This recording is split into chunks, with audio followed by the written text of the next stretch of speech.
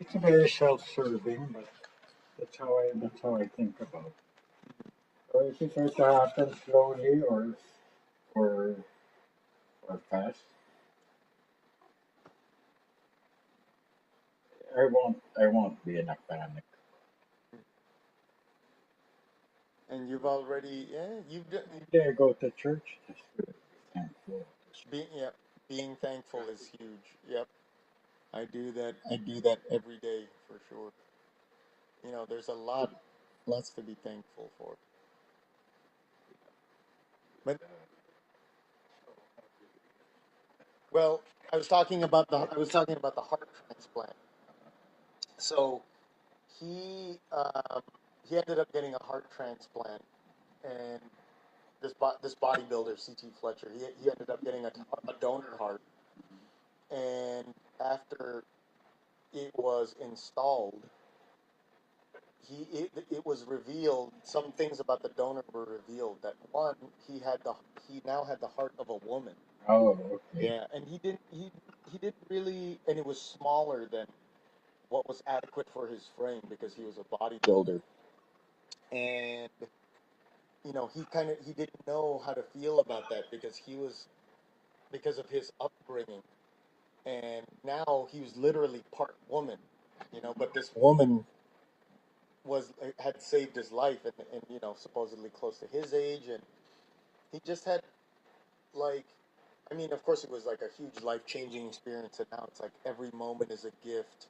Mhm. And because he was such a physical person, he's trying to get back to that level again, and then in about 6 weeks, he's trying to work out, and went back to the doctor, and at that point the heart had already grown.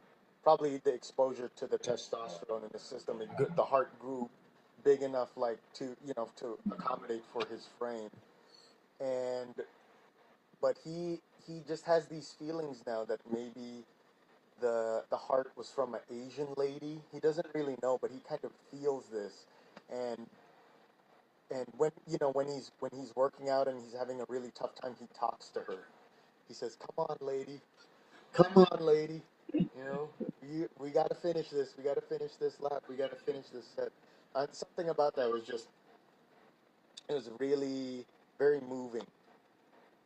Just the entire, I think just the entire miracle of that, where our knowledge has advanced to the point where you can now, take a body part from someone who has died and use that to save the life of someone that's still alive, and they will live on, with that part. And heart transplants are just, I mean, from what I've seen, really fascinating. Like how once they attach the nerve, all of the ventricles and what's the it's Arthur. arteries, and yeah, the arteries. Sometimes all they have to do is massage it a little bit, and then it'll start itself. Start. Yeah, like, in fact, you want to try to avoid using like exogenous kind of electrical current to start it, because there's already the nerve. Once that nerve is connected, it'll just start itself. Yeah, it has those.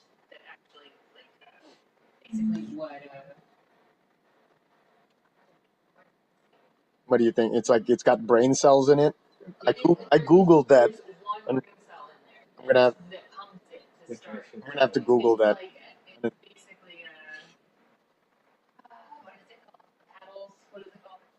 A defibrillator. Yeah. Mm. Mm. Plus its own CPU. It just need To hook it up. Yeah, it's a big nerve. It's pretty. to. And Actually, even beyond that is they using stem cells. They grew just a piece of heart. It's like a rectangular sheet, just a muscle. Yeah. and when they applied electrical current to it, it was pulsating, Mhm. like beating.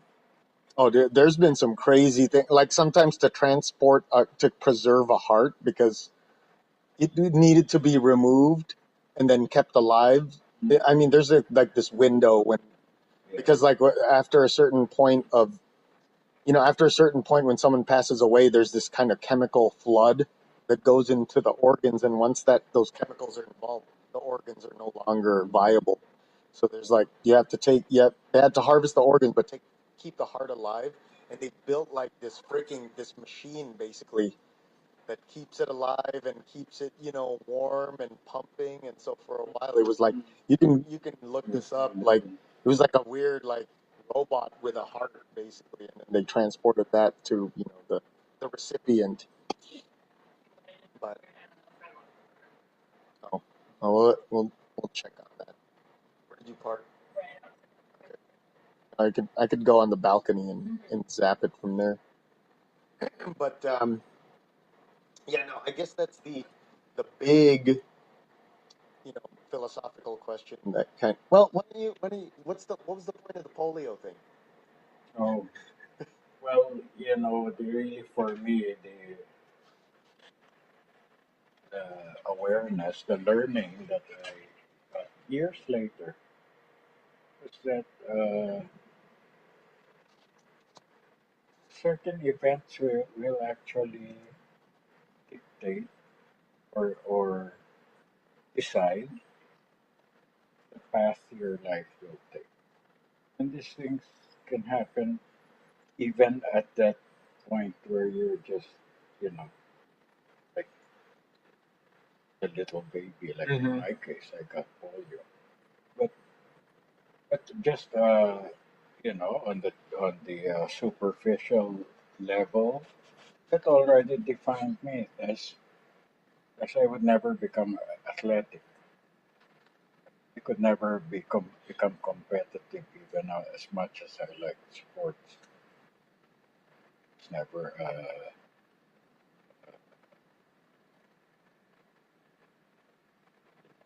physically Mhm. competitive. Yeah, there was a wall there.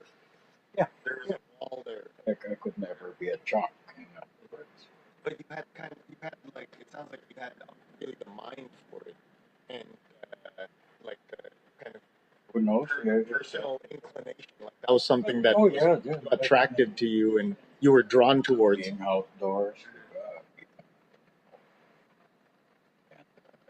I do what I can within the limits of what I'm capable of.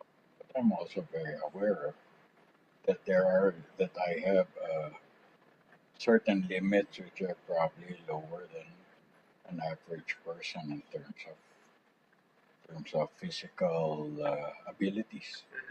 Mhm. But you were saying. But it goes beyond that. That was my case. Now then I realized, or now I especially in my old age, that this defined certain choices that I could make. It restricted the spectrum of choices available to me.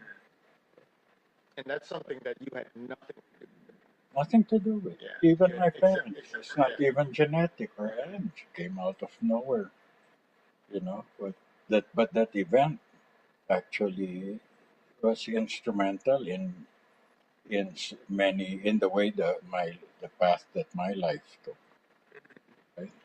Certain choices were not available to me. Now, if you want to even become more, you know, like or more to metaphysical. extend it even more than that, your Tito Vic, when he was a child, probably even when he was a baby, he had asthma. And I remember when I was growing up, obviously he was like 8 years older than I am. See, six years older than I am. I watched him suffer with that because when he was a little kid, he was in grade school. Uh, there were times when he couldn't even get up in the morning. You know, Hmm. Like, oh, it was that bad. very I had some asthma when I was younger. And I kind of know a little bit about that. there were no buffers in those days. Oh yeah, what he had to do was there's this powder, he had to light it up. Whoa! Yeah. Like some mystical Yeah. freaking reagent. Yeah. Yeah. It's really, Uh, really old style. mm-hmm. Whoa! Inhale that smoke, That would open him up a little open bit. up his lungs. Right? Uh, But there were mornings he couldn't get up. Your Tito Ben would have to dress him up so he could go to school. He would just be lying in bed, half in, half kind of out. wheezing, like visibly. Yeah. Well, I don't recall the exact details, but Mm-hmm. I do recall that so Tito Ben was my second brother, was 2 years younger than him. So actually, that became the kuya. He became the big brother. He Yeah. had no ability, and that also defined him, the kind of person he became. Eventually, he had to become tough because he was just Mm-hmm. just smaller than his classmates, and you know how it is. And then in high school, so what happened is my parents, so that in order, I suppose, so that he could have a fairly normal life, Mm-hmm. had to send him to Manila. Because in Manila, in the lowlands, he was fine. It's either allergic Oh. to the cold air of Mhm. Or like Baguio some or pine something thing. fancy Yeah. pine. That's my suspicion. The pollen of the pine is Mhm. allergic to. And so at 11 years old, he graduated from sixth grade. We had no seventh and eighth. They decided to send him to our grandmother in Marikina. He was the first, right, the oldest. And at that point, they had the choice of he would either go to UP or Ateneo because he qualified for either school. Nice. They chose Ateneo because they wanted the Catholic. So this is an all boys Catholic school. Mhm. And UP is a public school. It's the University of the Philippines, good quality education, but there's no religion. Yeah. Uh-huh. So that You would know be what they learn in high school? You have to enroll separately for any kind of religious training. But in an all boys Catholic school, religion is built into the system. It's not just a subject. There's the chapel like is right there. yeah, like maybe prayer at a certain time and yeah. Yeah. It's a statue of Saint Ignatius, the Hmm. patron saint, and Our Lady. Crucifixes We used everywhere. to pray before class. There it is. Yeah. Yeah. Of course, it's a private Catholic school, and besides, there's no restriction in those days. There's Mhm. politically correct kind of Yeah, and like yeah, education. and you kind of like you're going there. It's not like they're hiding anything. Like if you're gonna go here, this is part of the belief structure. So The thing is, because of these decisions, Tito Ben went there when he graduated from grade six. He also went to that school and continued to look after Tito Vic or be Tito Vic's sidekick. he's his wingman. Yeah, yeah. And then when it was my turn, because I'm like 4 years younger, this Tita Lynn is between us. The girls didn't go to Manila for high school. They stayed in Baguio. Yeah, Okay. yeah, they stayed until they graduated high school. Then they went to Manila. But when it was my turn, I took the You exam and I went went to to the same high Ateneo. school. Yeah. Yeah. And the point is, now many of my good friends, even Tito Renan, came from that high school. These are people who have been a part of my life, right?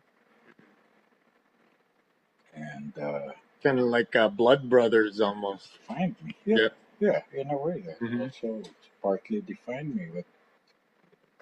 What friends I had, I still do. They're part of my life. And if you trace it back, it comes from the asthma of Tito Vic. Yeah, you kind of wonder, right? I'm just uh, projecting, Yeah, yeah. of course. No, I But get it. I get it. but I imagine had he been a healthy boy, he would probably have gone to high school in Baguio because all the girls were kept with our parents. Hmm. But because he had started and he was quite successful as a student in the school. In fact, he went to college there also. But he was in a semi-honor section. He was quite successful. What was he? Did he major in anything? No, high school. In college. College. Yeah. Yes. Economics. All right. Yeah, that makes sense because of all the resultant businesses that he got into afterwards, Yeah. which he was really successful in. Yeah, Ended I up guess that's ended. always been his inclination. He liked games, chess, mental games, Mhm. chess, poker, And etc. being able to use his attitude right He in an lived effective way. he lived his life like a chess game. Hmm. For him, it was a competition. Everything was a competition. It was strategizing. You play to win. Why not? And Yeah. whatever it takes.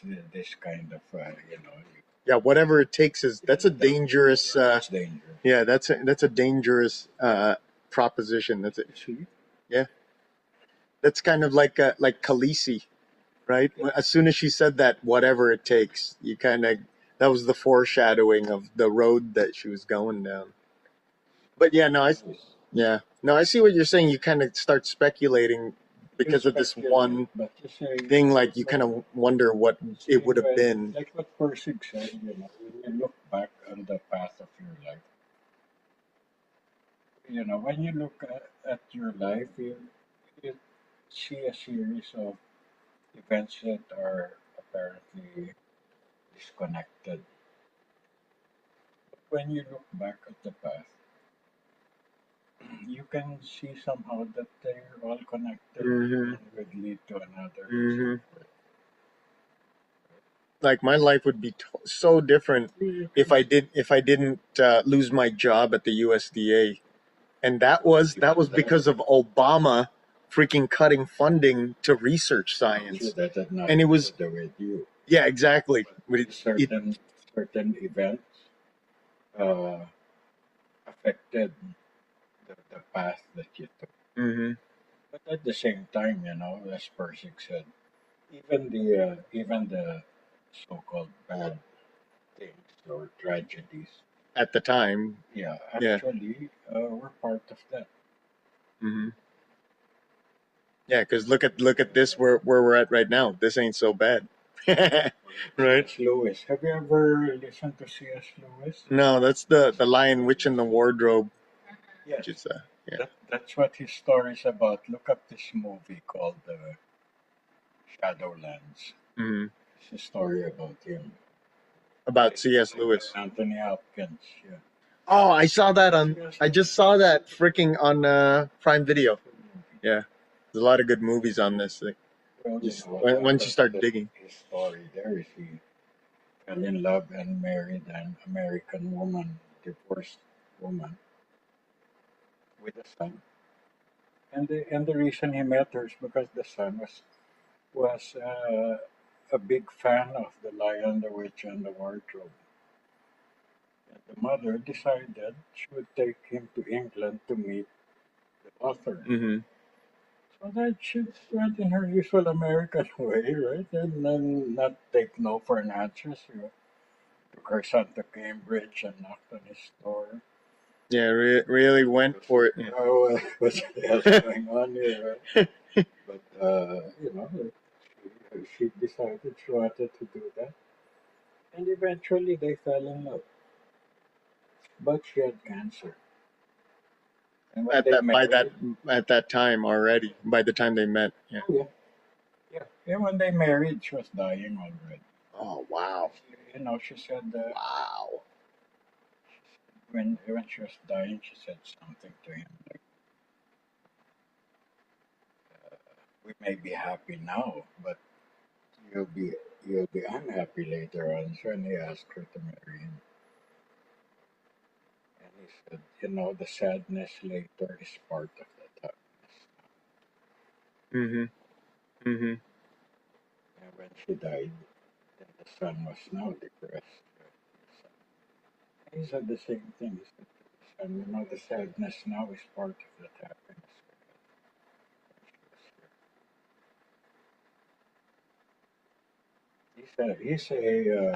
He's an amazing philosopher. Yeah, that line, His "Witch in the Wardrobe," is like a lot of it is like has a lot of parallels to the story of Jesus. Like the lion is Oh, because he died. Didn't he die and then come back to life? And yeah, yeah. yeah. So there's a lot of that in there. Oh yeah, yeah. They even do the third day thing. Oh, The Ice Queen. did you ever read Stranger in a Strange Land? Yeah. Wait, don't tell me. Is it like uh? Oh, it's on the tip of my tongue. I want to say like Heinlein. It could be. Could be. Stranger in a Strange Land was who wrote I, Robot? Asimov. Asimov. Asimov, I think, is Stranger in a Strange Land. It's science fiction. Mhm. Definitely a name, a well-known name. Mhm. Well, the premise of that one is the first Martian mission to Mars. They had to send couples, or at least there was one couple in that, because it would take a long time for them to come back.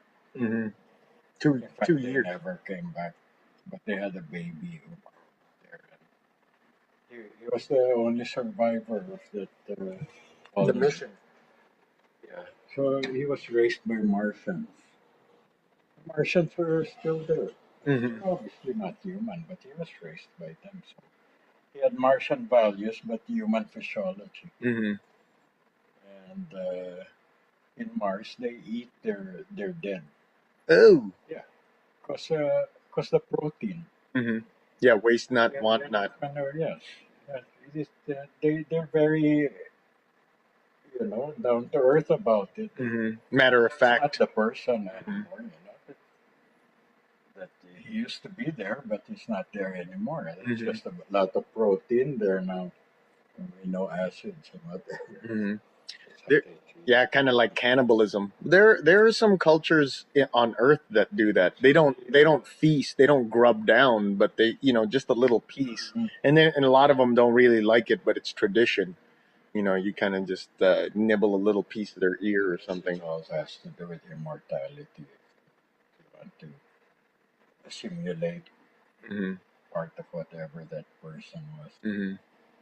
Anyway, so when they finally brought him back to Earth, he found Earth very strange, the practices, and he had this kind of sensitivity. He could sense what the feelings of even plants and animals. Hmm. Yeah, kind of some Yeah, empathic, like psychic thing. like the guy took him to a lawn, for instance, and said, walk on it. And he said, why do I want to step on this living being? But when he did, he could sense that the grass was happy to have him stepping on it. Hmm. This was the nature of that grass. The purpose, Yeah, the life's that purpose. particular grass. Hmm.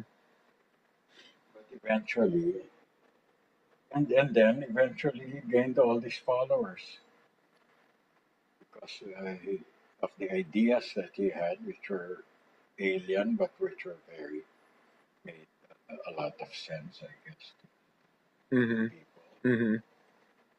People, he people started to follow him around and wanting to listen to him. Yeah, a mission to Mars in science fact is made a lot more possible if it's a one-way trip. That's what the like researchers are calling it, the lone eagle. Like you would send someone like an ex-Russian pilot or something, and it's just a one-way trip. You're not coming back because it removes a lot of the complications of having to bring fuel over there. for the return trip, and so it would just be like, They discover some kind of energy source or yeah, drive. yeah. They were experimenting with the plasma drive. hmm Yeah, that's pretty fast. How it works, but hmm apparently It's the really, really fast propulsion. Supposedly, it cuts the journey to Mars from 2 years to like a month, 30 days. So it's definitely, we want that thing. But yeah, that's part of, I guess, yeah, part of immortality is I mean, not really immortality, but it's something that I've been thinking about. Where now that I've reproduced, it's like, I don't know, like I could die happy. I don't want to die, but if I did, I'd feel a lot better about it now. So that was I see your point now about the polio. yes, Yeah, you want to have a seat? yes. But I don't really know what the point of that point is. Oh, There's any value to it. Basically, well, I mean, that's what I'm saying is you don't want to to. know what path our path will in life will take. Yeah, For instance, mm-hmm. my classmate took a flight. My classmate was in college. He was from one of the southern islands called the Negros. He took a flight home, some vacation, trying to. In his flight, one of the flight attendants was your mom. Flying domestic in those days. And this guy, a very outgoing guy, invited them to go out. Invited your mom and the other crew who were her classmates. They accepted, but they didn't want it to be just him one on one. Want it to be a date, so he needed some. Oh yeah, I needed that. Needed at least some three wingmen. Yeah. or Uh-huh. for flight attendants. And so he invited me and a couple of others of our friends in university to Kind of. with him so Yeah. we could date this girl. Mm-hmm. And your mom was my blind date. Whoa! And that's how you met? No, it occurs to me I never even knew the story of how you met. Whoa! A blind date. So you came from that. That's so And great. that's So this was like 1975, 1976. yeah. Wow. So how was that date? What do you remember about it? What did you all do? You met up. No, I don't remember. Mm-hmm.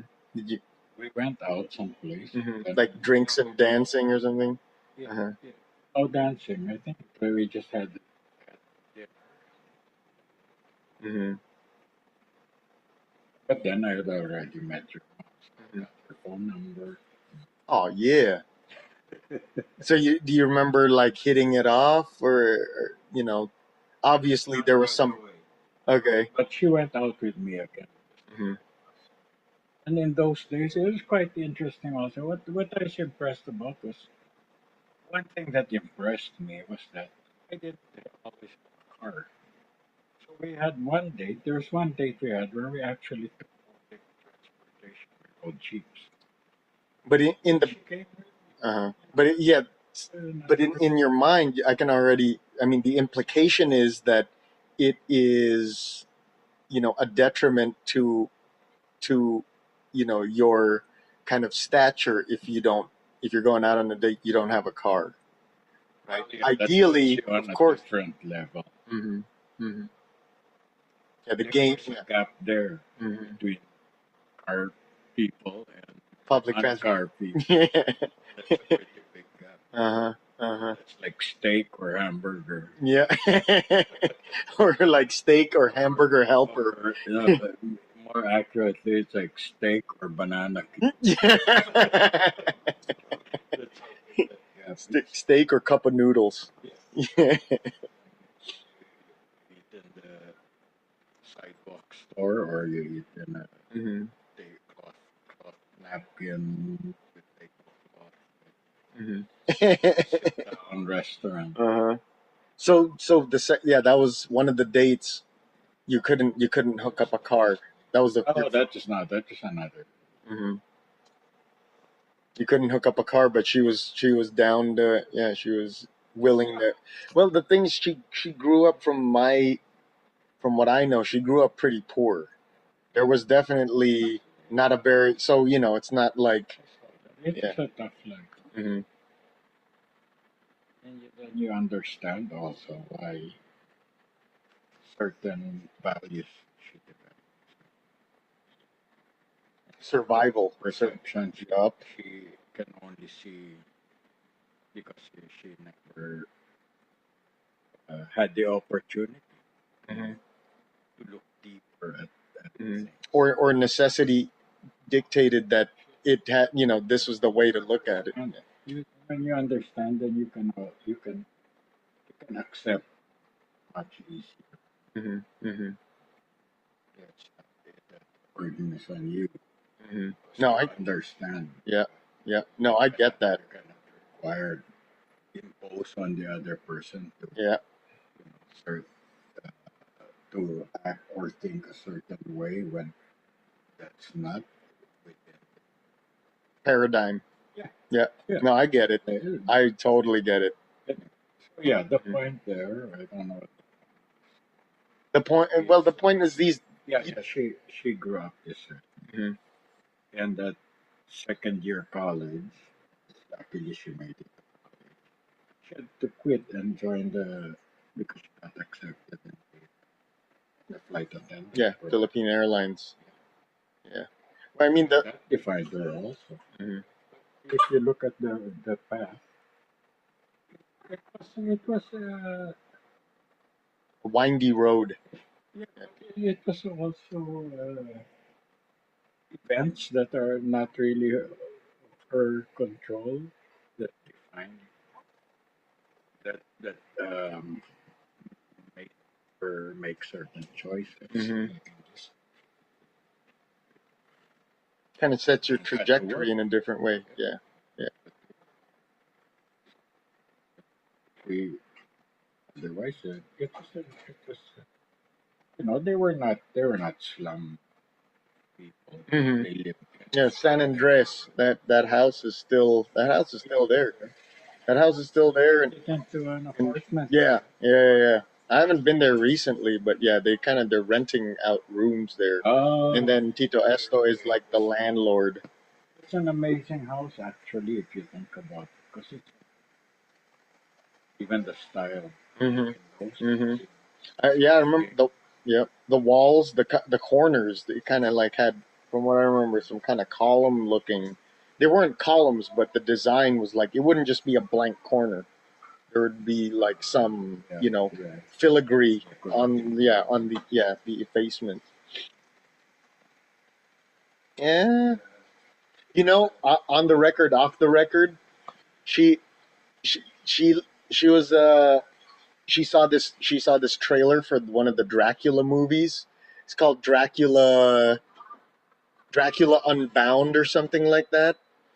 And she kept she at this there was this one time I remember she was carrying on about how, you used to look like that. They was talking about the lead guy, saying like, I just picked up, that was the first time like I ever really heard how, at one point she was very taken by you.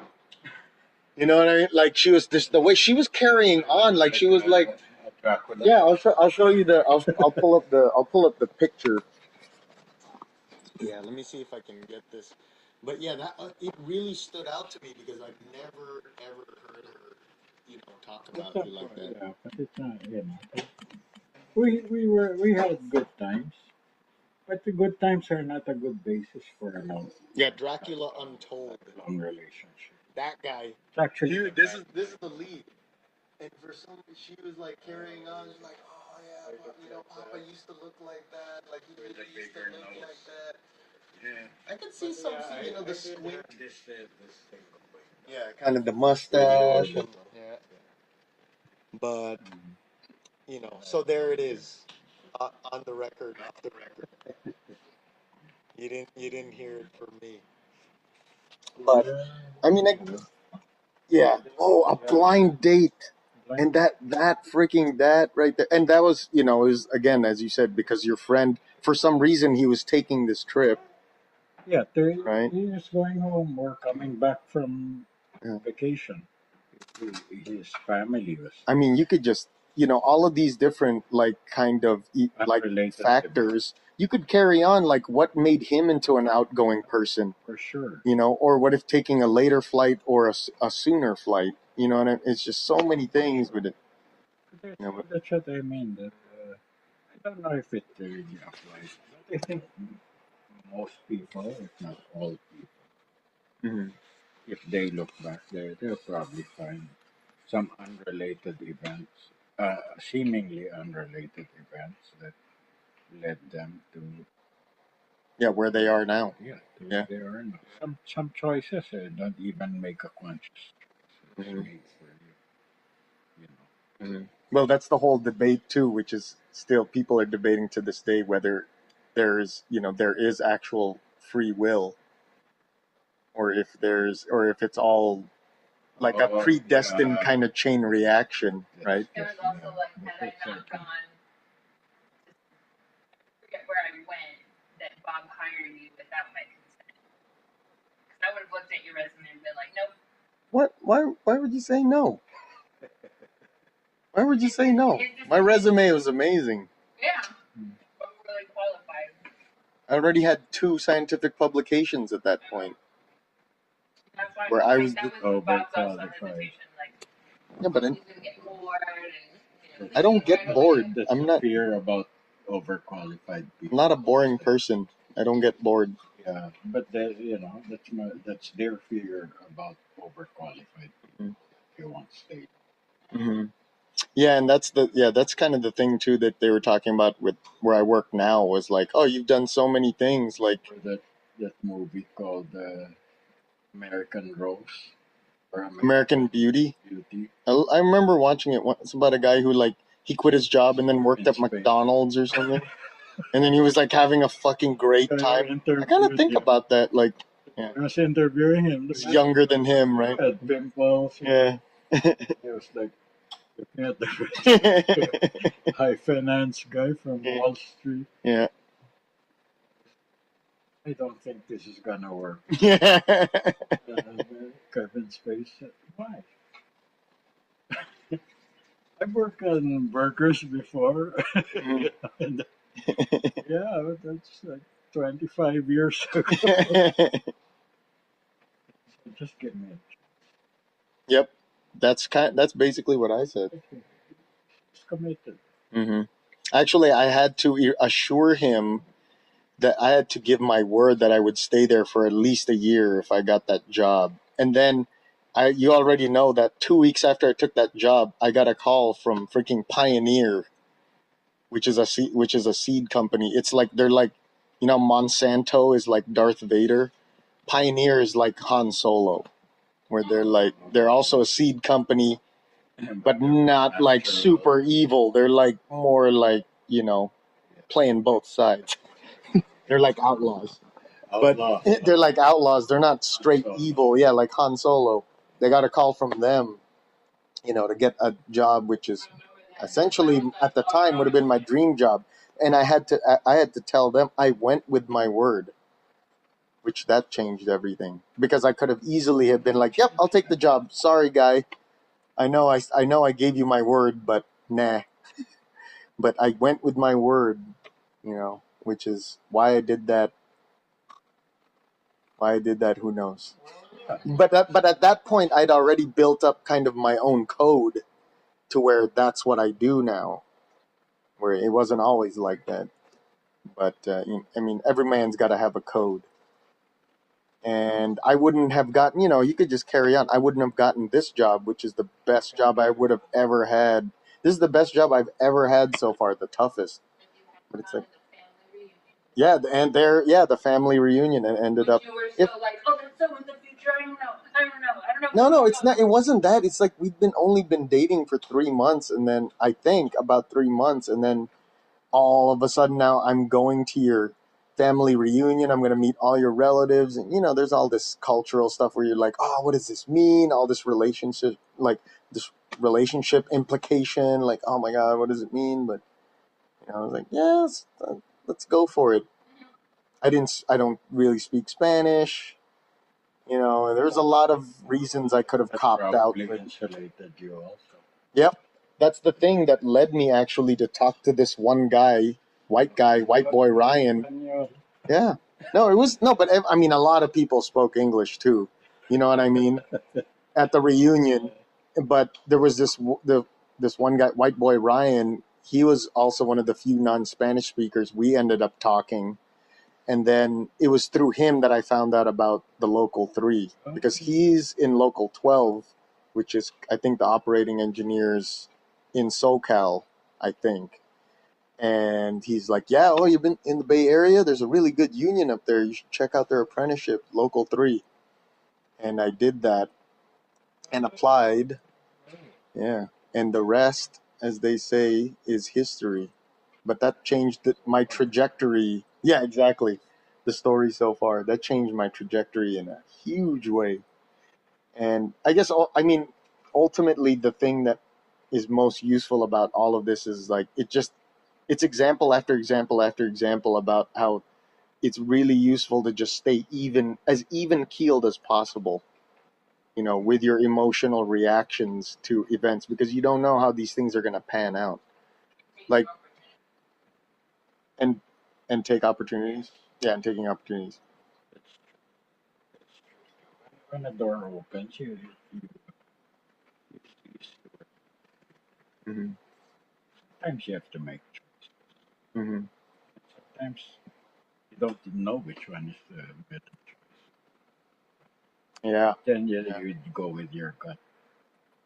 And a lot of it is. No regrets, because that's what took you there to wherever you're going. Mm-hmm. Mm-hmm. It's like when before I got custody, when I got laid off or the company closed down where I was working. What company was that? AG Corporation. Where, Medical billing.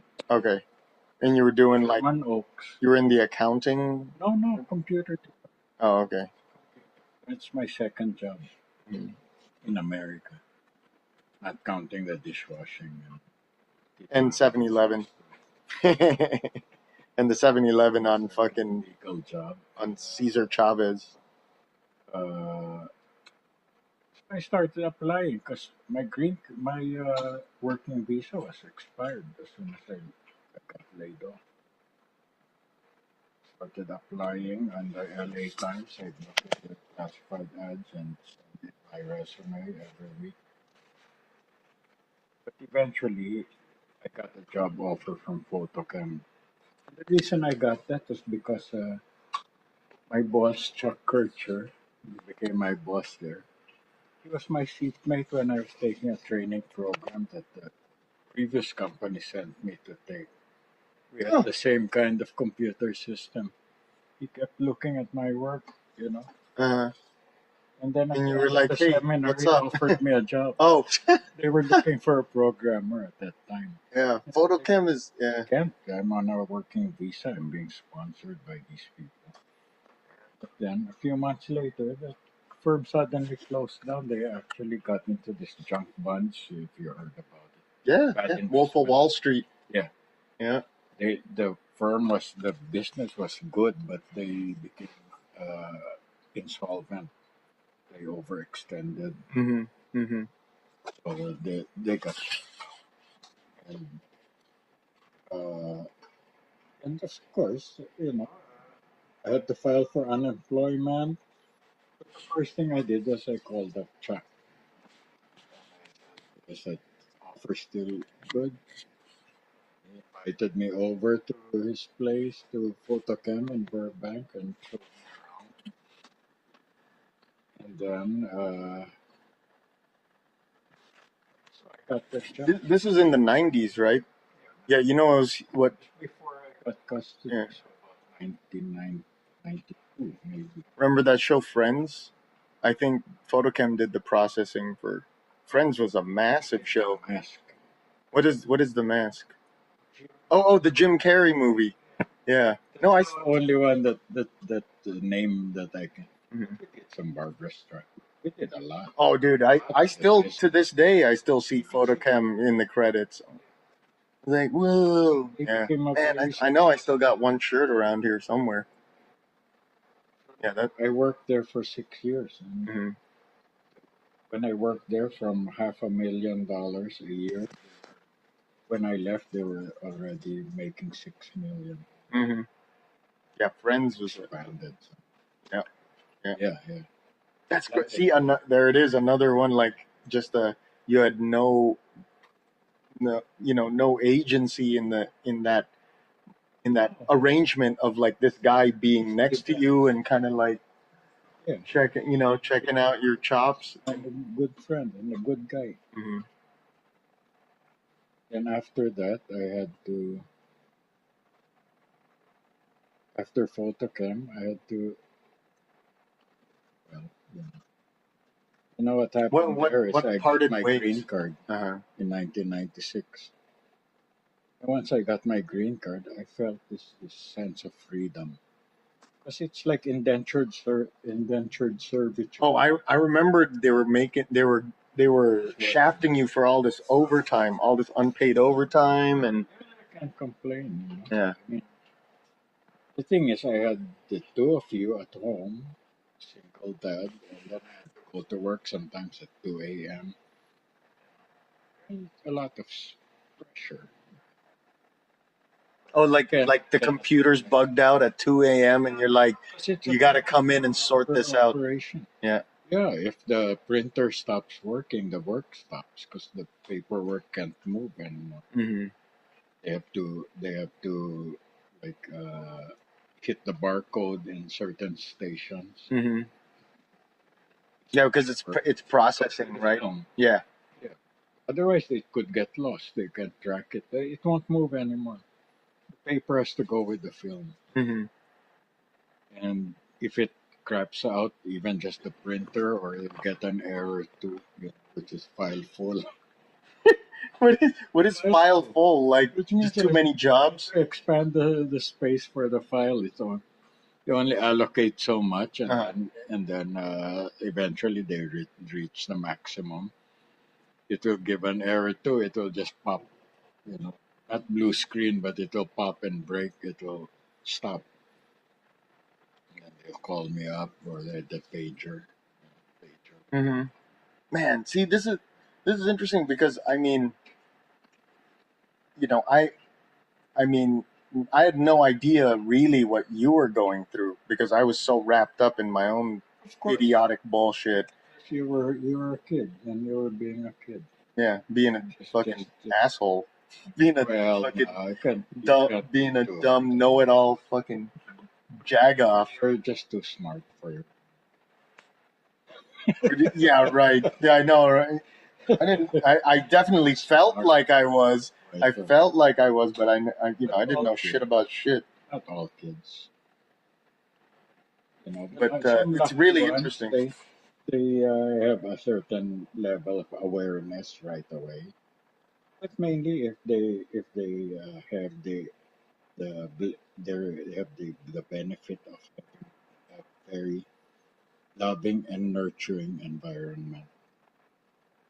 Mhm. Growing up in a very loving and nurturing environment, these kids tend to be a lot more calm about things.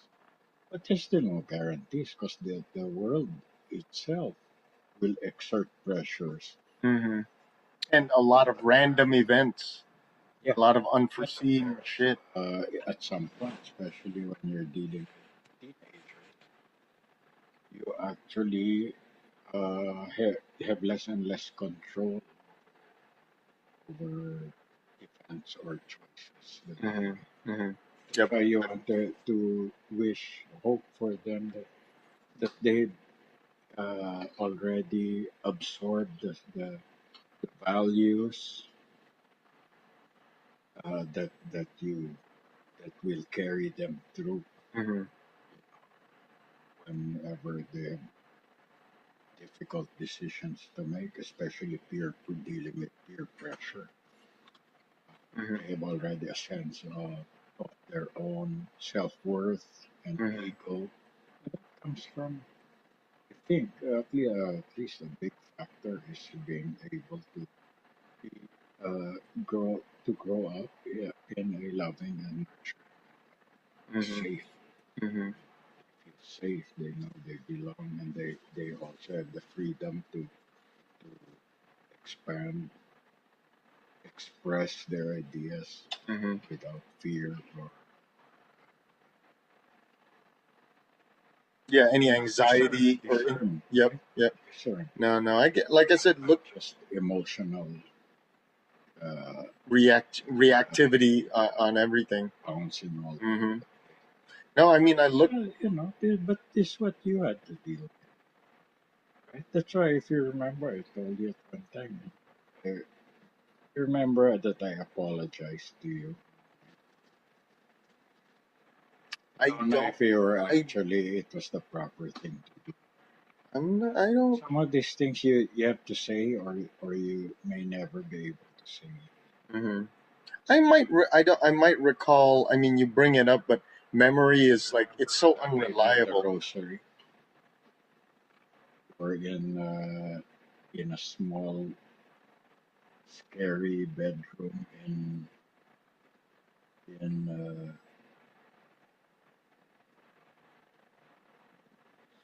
Tenderloin part of San Francisco. Oh, this is when. Yeah, this is when I had to stay at the freaking at that hotel, right? The hotel where like you just had Before that, rooms and before it was you something. I was going through some even court stuff, wasn't I? I think I was going through some court stuff, yes, and I had you to. got arrested Yeah, for it. yeah, and I had to Then we stay. got a legal free, what's he called, public defender.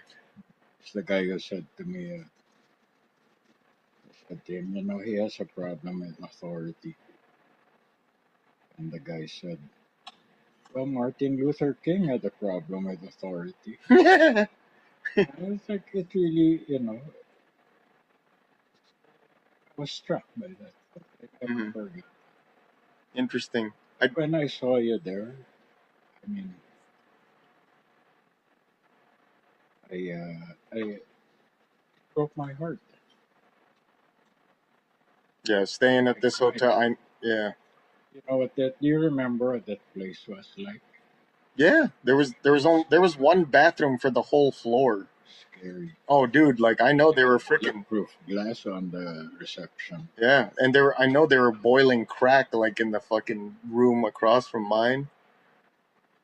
I remember that. I think I still had a ponytail. I remember that place. That one bathroom, the one shower for the whole floor was so. I think I only used it like once the whole time I stayed there, and like it didn't have a shower head. It was just one of those like pipes of water coming out of coming out. So it's just like What spears you. was when I got there and I drove up L.A. Mm-hmm. so I could attend to that hearing you had to attend. Mm-hmm. Well, I mean, And here. and then I said, you know, I apologize. I said, I'm sorry for it. You had to fix it yourself now. So I said, I Mhm. can't do anything. Yeah. Well, Fix it yourself. I mean, looking back, yeah, yeah. No, looking back on it, I mean, I can see now you were busy just working to keep the lights on and put food on the table. That was you know, Yeah. and now knowing It knowing matters. more about the nature of the Also, job. not just that though. Just the basics, but I wanted to, as best I could, provide you with a uh, safe home. Hmm. Hmm.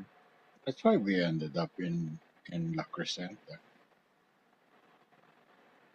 And the reason we ended up there is because my office mate at that time, an immigrant from Africa, had done research about the high schools in the valley, Hmm. basically in our area. And when I was looking over his shoulder one time, I saw him with what he, what statistics he had gathered. Hmm. He wanted to find a place to put his kids in. And that the deciding factor there is which high school had the best success rate of getting their graduates into college. And the top one was among Glendale schools was La Crescenta. CVHS.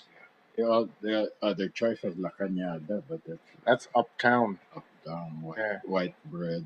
Yeah, there's a lot of whiteys in La Crescenta, but Yeah, a lot but of a lot of of Armos Koreans. too. Yeah, and Koreans, and So that kind of made it more homogeneous. and that decision led to me becoming friends with Yeah. these people now who are like my blood brothers.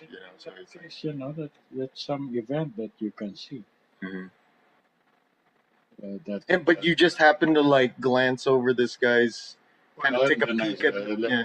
What have you found out? Let me take a look at it. 'Cause Mhm. I'm also doing the same thing. He was doing his own like independent research on schools.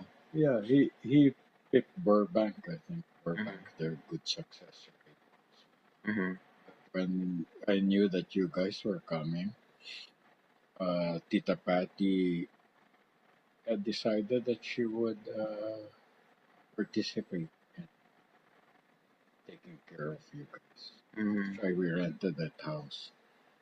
We were like the Oh yeah. rich and Oh yeah. famous. Had the jacuzzi, had the flower wallpaper, A three-story. huge house. Yeah. Next door neighbor was an actor. Really? Yeah. You remember which one? I remember they had like a wedding there once, and that carried on. He was in MASH, I think, or something. Really? Yeah. Someone you recognize? Like One of those shows. Because Because he would be out there on his front yard. Sometimes he would be practicing his lines. That's crazy. That's crazy. It's a wonderful experience if you think Hmm. about it. We were on And then 6 months. what's her name? Carla. Carla was there. We had the intercom, and we were only there for 6 months. Yeah. So we leased it, and Lola was there also. Hmm. Everybody wanted to help support that. The reason we rented that is because the judge asked me. I wanted to be able to tell him that you would have your own bedroom. It wouldn't be like we'd just be squeezing into this tiny thing. Hmm. We'd be provided with a healthy. Oh, okay. Yeah. So you wanted to flex a little bit. And yeah. Uh-huh. So I didn't know it would how it would. Hmm. You wanted to have a. But the judge had no. Hmm. Once you had made up your. Yeah, that was a crazy thing to have to go through. Was like, it's a decision that you never imagine you'll ever have to make. Was I only 14? Yeah, and it's a decision like when you're put to that. It was like, how did this boil down to me? Like now I have all of this this like The events decision making ability. when they decided to move to Hawaii. Yeah, I remember living in Hawaii for like 3 months maybe at some point. Maybe those. Yeah, Yeah, but maybe. I think it may have been like, yeah, I had custody already, and I would take it to the airport to fly out Hmm. on holidays, Hmm. and you probably spent a summer there. Yeah, that was probably it. That's just how the The arrangement. How the Yeah. court instructions for the long vacations. I would be the primary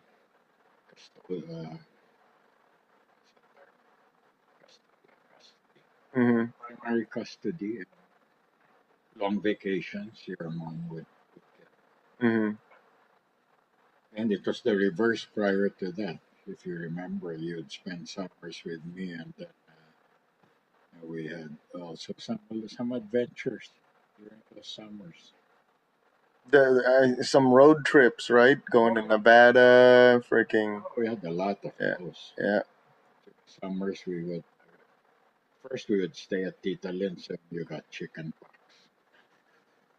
Yeah. That I remember was from, I think it was from Raging Waters. Probably. It was that was the last time I went to Raging Waters. We went to Disneyland, I think, after when it was already when you were already well, but you still had those Oh, that gave me a That complex. was the wrong thing to do because it's still contagious. Yeah. Nice. Yeah. Everyone get chicken pox. I know he's gonna have to get chicken pox at some point. If you don't, you get it when you get old. Hmm. Then it's Which is very worse. dangerous. Yeah. Women can become Infertile. infertile Yeah. if they get it and not. Hmm. And then there's the shingles, that one. Yeah, that's when you get when you're old. Some skin. That's a skin thing, right? That's the chicken pox that gets reactivated. Oh. Get hit by that. Because everyone who's had it, the virus is always there. Hmm. Doesn't go out. It's just that you became immune to it already. Hmm. But like now you're a carrier. Yeah. That's great. Yeah. I didn't know that. Talking about chicken pox? No, shingles. Shingles. Shingles is the virus gets reactivated when you're The chicken pox virus. and it becomes shingles. Oh. And Yeah, no, my old boss, he had shingles. He was older. Yeah. He got shingles. It was messing him up bad. It's painful. He still has shingles?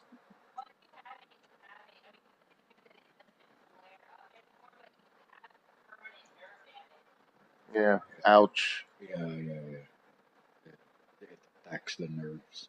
Hmm. But there's a vaccine for shingles. When you're 55 or above, an older age, your doctor will tell you need to have it. Yeah, you're supposed to get your shots. Believe in vaccines. That's the main message. Yeah, I believe it. But I haven't had any negative reactions. Mhm. The worst is like a slight fever or swelling Mhm. with the flu mainly. Hmm. But I haven't really. Yeah, believe in vaccines. No, the thing, I guess, just to kind of complete the picture of that time frame in La Crescenta and the 90s and even the early 2000s. And this is a feeling that I still get sometimes when I go back to Southern California, is that entire time, like one very pervasive part of my experience was just feeling lost. Like I just felt lost. Like I didn't know what I should do. What I should where I should go. You know what I'm like? I was just that was kind of. I mean, there was a lot going on, but looking back on it, and then especially like when I go back there and drive those streets, that experience kind of like it like resurfaces a little bit, and I feel what was part of my experience back then. It's just so ingrained in all of the that in the sights and the sounds in those like the streets of that place. Yeah. So I don't know if you knew that. I don't even know if I knew I that. know you're going But teenage songs. yeah, very very over dramatic and Which angsty, I but know really lost. I had Like also a hard time with because I had my hopes were that you would be we would be partners in this Mm-hmm. whole project. But then I realized that you had to figure it Mm-hmm. out, and I just kept going the best. Mm-hmm. No, I know that. Simple things, I know you like did your. taking the trash out on Thursdays. Mm-hmm. And at some point, I made that your responsibility. Because the idea there's that you would be participating. You would have your share of Mm-hmm. whatever chores are involved in keeping the house. Or, Mm-hmm. but no, it didn't work out. No, I wasn't Things perceptive enough were to pick like, up on that. were like band comes first, right? Yeah, I have my dreams, Dad. I'm gonna, You remember you wrote gonna me make a career out of letter music. one time when you were grounded. Did it? Probably don't remember. No. We're still in that little apartment duplex,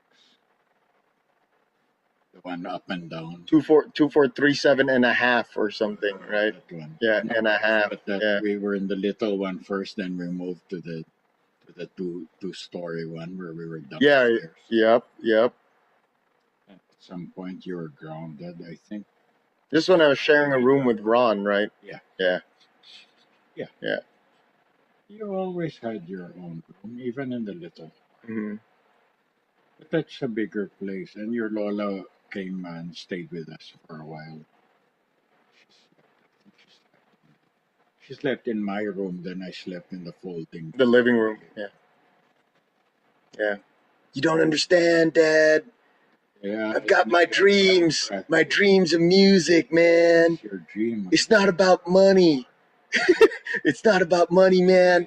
You gotta live your dreams. You gotta follow your passion. For me to be firm with certain, being disciplined, being disciplinary, Mm-hmm. so to enforce certain disciplines, Mm-hmm. because I was also caught in the middle. I was both mother and father. So I would prefer to be your friend rather than your boss. Mm-hmm. Mm-hmm. But sometimes you gotta be. You can't be the friend. There's some things that just the circumstances are, Mm-hmm. especially if it gets dangerous. Mm-hmm. And some of the things were high risk. What do they call that nowadays? Illegal.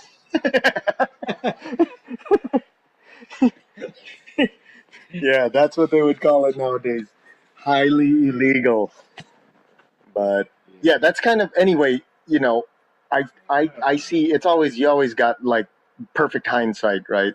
So in hindsight, I can see now you were doing your best, and you were definitely you had to provide the basics, and the job was the way of doing that. So you couldn't not do that. So you had to show up when they freaking wanted you to show up. No, It was, I you know what I and also because I was on a working visa. hmm So they had some leverage on you. It's my way to stay in America. Yeah. And I know people who failed at that. hmm They had to go back to the Philippines. hmm Who knows what happened to their kids? I always felt that you and Ron would be better off living with me as far as the values that you were your mom and I could not agree.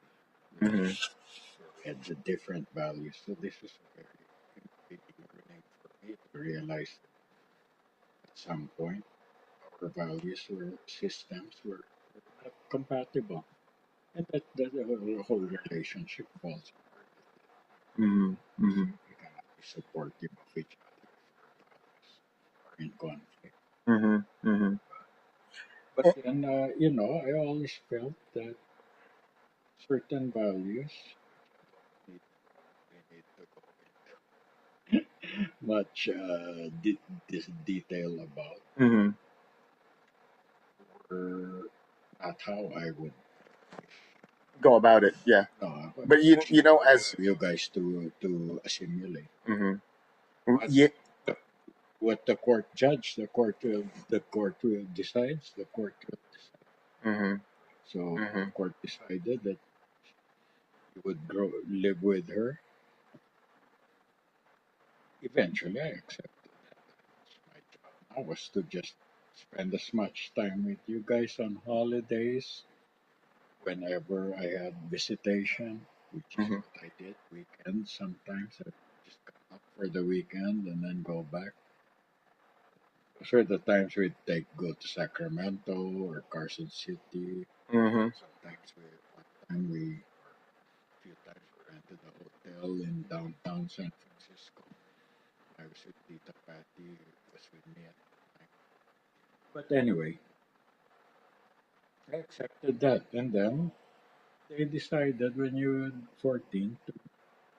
But events happened also, remember. hmm You remember that you had this disagreement with Mr. McCann. Oh yeah, no, he kicked my You ass. got beat up. Yeah, And I got the call and then Saturday I'd night. stay in a group home. You were in a shelter. Yeah. And you saw stuff that would wish a 10-year-old boy to become. You have to understand also that you went through this. So these are also events that shape ultimately hmm to where you are today. It So regardless of how tragic they were, but it's not like you're going to use as an excuse, that right? was the learning that For behaving that inappropriately. that is something that it took me years to learn. Where it's like, yeah, there are these things that happen, but at a certain point, I can't let that determine the kind of person that I'm gonna be. I have to be something better despite that. But I'll never get over that hump. it was Stuck there. yeah, it's just you get fixated on kind of like a why me victimhood of like this isn't fair and now I'm gonna lash out at the world because of because of what the world did to me. Storming. Yep, scapegoating, exactly, and it took and Using that as an excuse for failure to mm-hmm certain things like mm-hmm maintain a decent relationship. mm-hmm mm-hmm or hold on to a job, anything like that. Yeah. Or being an alcoholic or Mm-hmm. addict. Oh, it took me years. I mean, I don't even know how long before I started coming out of it. Probably mid 2000s or something when I went back to college again. Point, you were 10 years old. Years. For custody already. Mm-hmm. I felt that well, obviously I was very distraught. Get the call on camping when I came home. There's a call on my answering machine. You were taken to the shelter on like Friday. Means you'd already been there 2 days, and because I went camping, I only got the call Sunday night. So Monday morning, I went to work and told my boss, I'm coming in today. My son's in trouble. My son is in the shelter. Oh, see you Tuesday morning. Mm-hmm. And I had a lawyer. Somehow he got me a Pinoy lawyer. Not a very winning guy. uh-huh. Yeah, but affordable probably and familiar. You get to experience these things which you think only happens to Mm-hmm. Yeah. No, that going through like the divorce was like that. That's a thing where it's just like, holy shit, this is something that it only happens to kids in like movies or TV shows or something. You never think like it's gonna happen to you. Yeah. others. We asked for custody, but your mom and Mr. McCann were remorseful. Promised this long time.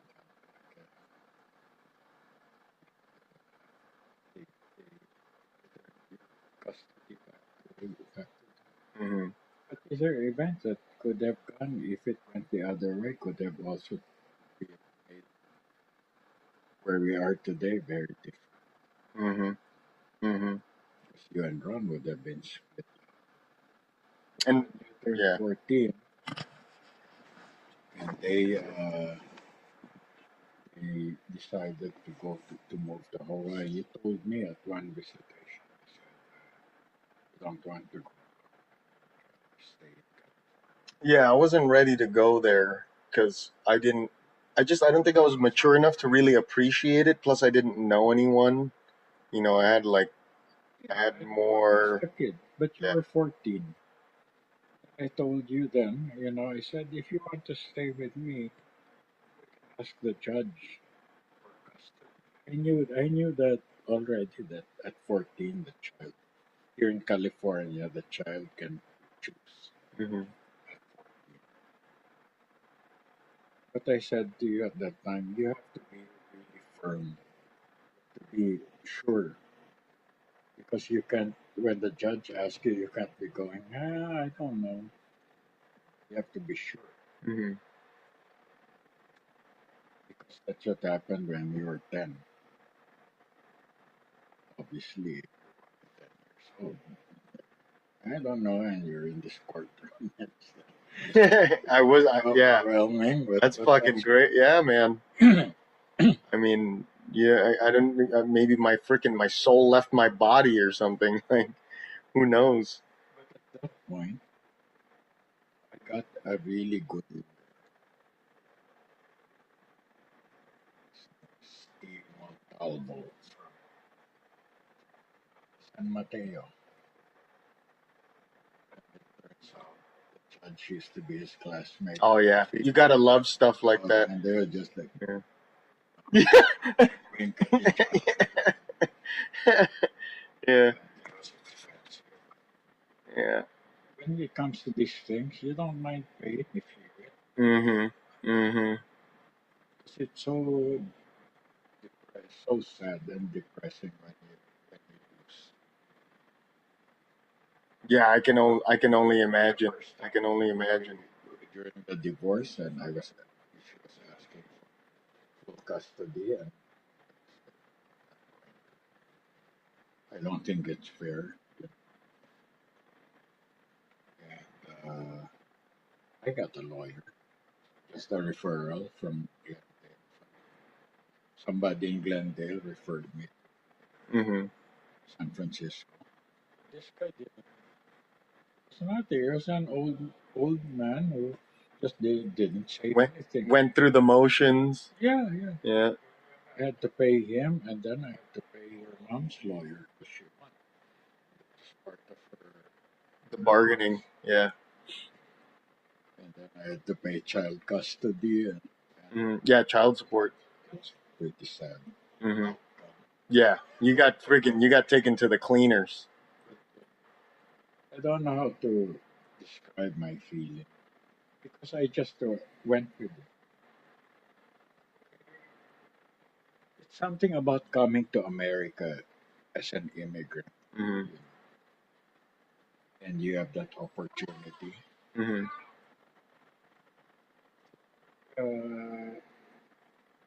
I just went with it. Mm-hmm. Well, My income was going to church. yeah, that is nuts. That is nuts. And I mean, to your, in if it's any consolation, I mean, I know now that like family courts are really slanted in the favor of the mom. Yes. It's always Like, been like that. yeah, you're like Assumption is you're that going, kids are better off. you're rowing That's upstream. why you have Yeah. to prove incompetence, Mhm. you know. And you can, how can you? It's like just a series of back and forth accusations. Yeah, mudslinging, trying to character And the assassinate. judge has heard it all of before. Uh-huh. Unless you've got really some good Mm-hmm. alcoholism, ever, Mm-hmm.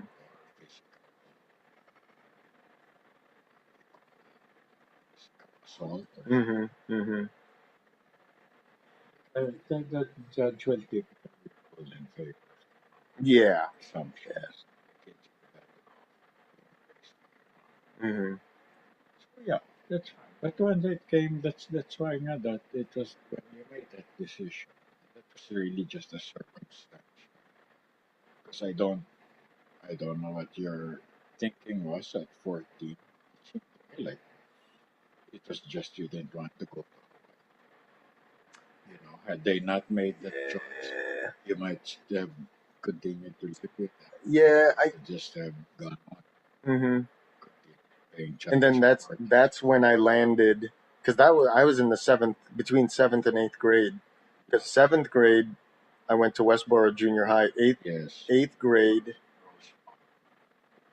yeah. Then it was Rosemont. I think that was a huge culture Become shock. tough there. That was a big culture shock because where Westboro was all Pinoys, freaking Rosemont there was a lot of Northern European, genetics there. Like the girls and the guys were all blonde and really tall, and I didn't know anyone. Bunch of Koreans also. Yeah. Korean friend. But it was a big culture. Yeah, John It's Kang. all white bread. John Kang, that guy.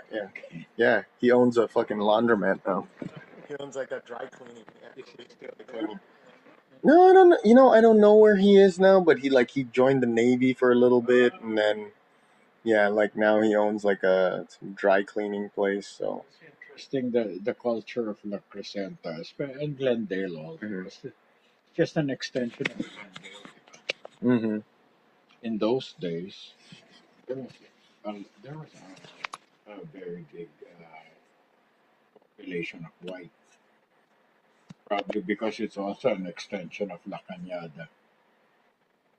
Yeah, You yeah. remember when I it mean, was- definitely more than Westboro. You know what I mean? Oh yeah, for sure. It's a Way more. different. I didn't think about that at the time. But the choices there were Glendale High was out because that's where all the films were, and there were gangs in Mm-hmm. South Glendale area. Oh yeah, no, I ain't down for that. I might have ended up being down for that. But The other high school, the one up near Tita Lit's place, Mhm.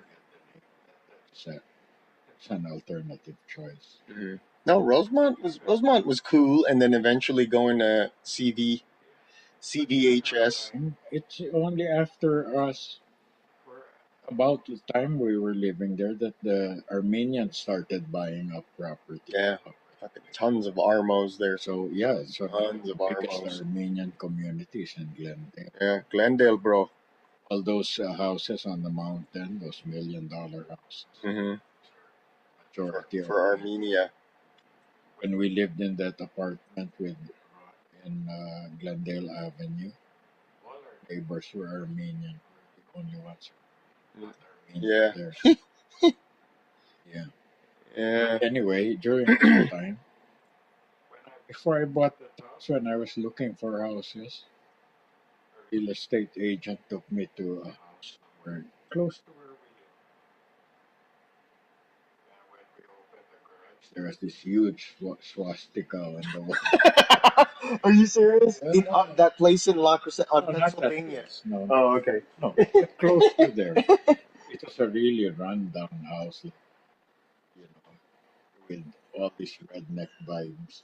Yeah. Smell of the Wow. falling apart. Wow. Yeah. So it's a fixer-upper. Yeah. It's definitely a handyman's dream. I could decorate that swastika. Yeah, you can make it 4 grids. You can make it 4 squares. Just fill in the gaps, and now you got a diamond and it's 4 squares. Was it like spray painted on or something? I don't recall. Oh yeah. I didn't even look very closely because I already knew. Yeah, you didn't. You might have looked close and noticed it was written in blood. You don't want to look too close and stuff like that. I already knew I wasn't going by that. Mm-hmm.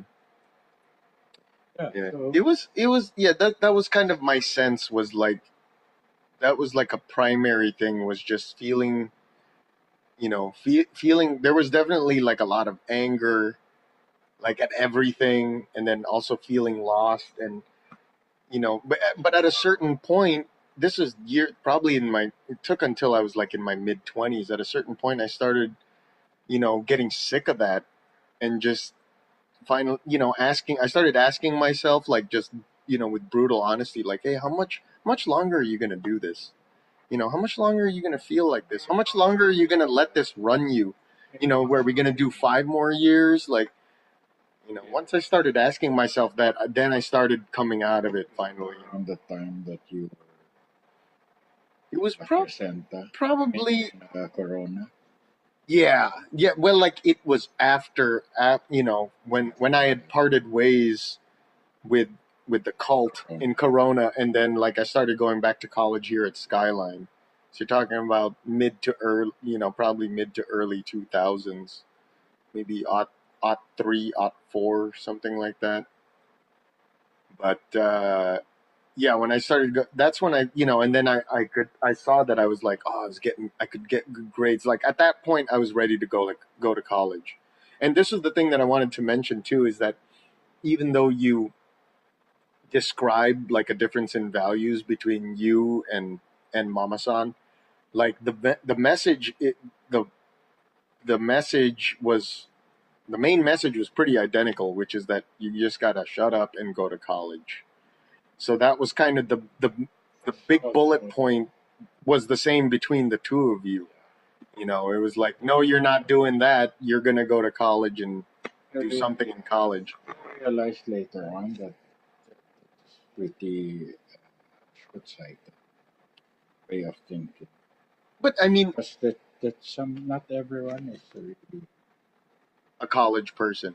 Yeah. But you guys came up that way, and you were successful from that. one time. You said you wanted to go to technicals. Yeah. Remember that? Yeah, I do. You remember that. I wanted to go to DeVry. And because I regretted not supporting you in that decision.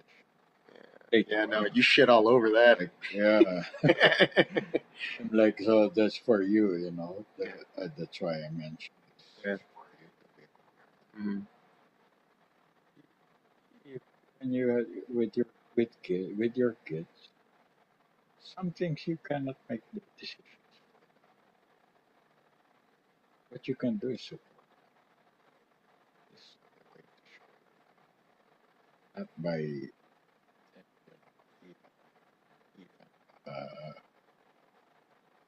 Khalil Gibran said in his Mhm. Yeah, but I mean, and it was fortunate, Yeah, and that closed certain choices for you Mhm. by not being able to, for me to appreciate that. That was just as good or even better for people who are technically inclined and not classroom oriented. Yeah. don't have the temperament for that. Even I don't have the temperament. Interesting. It took me a long time. Mhm. But one other thing though is persistence and perseverance.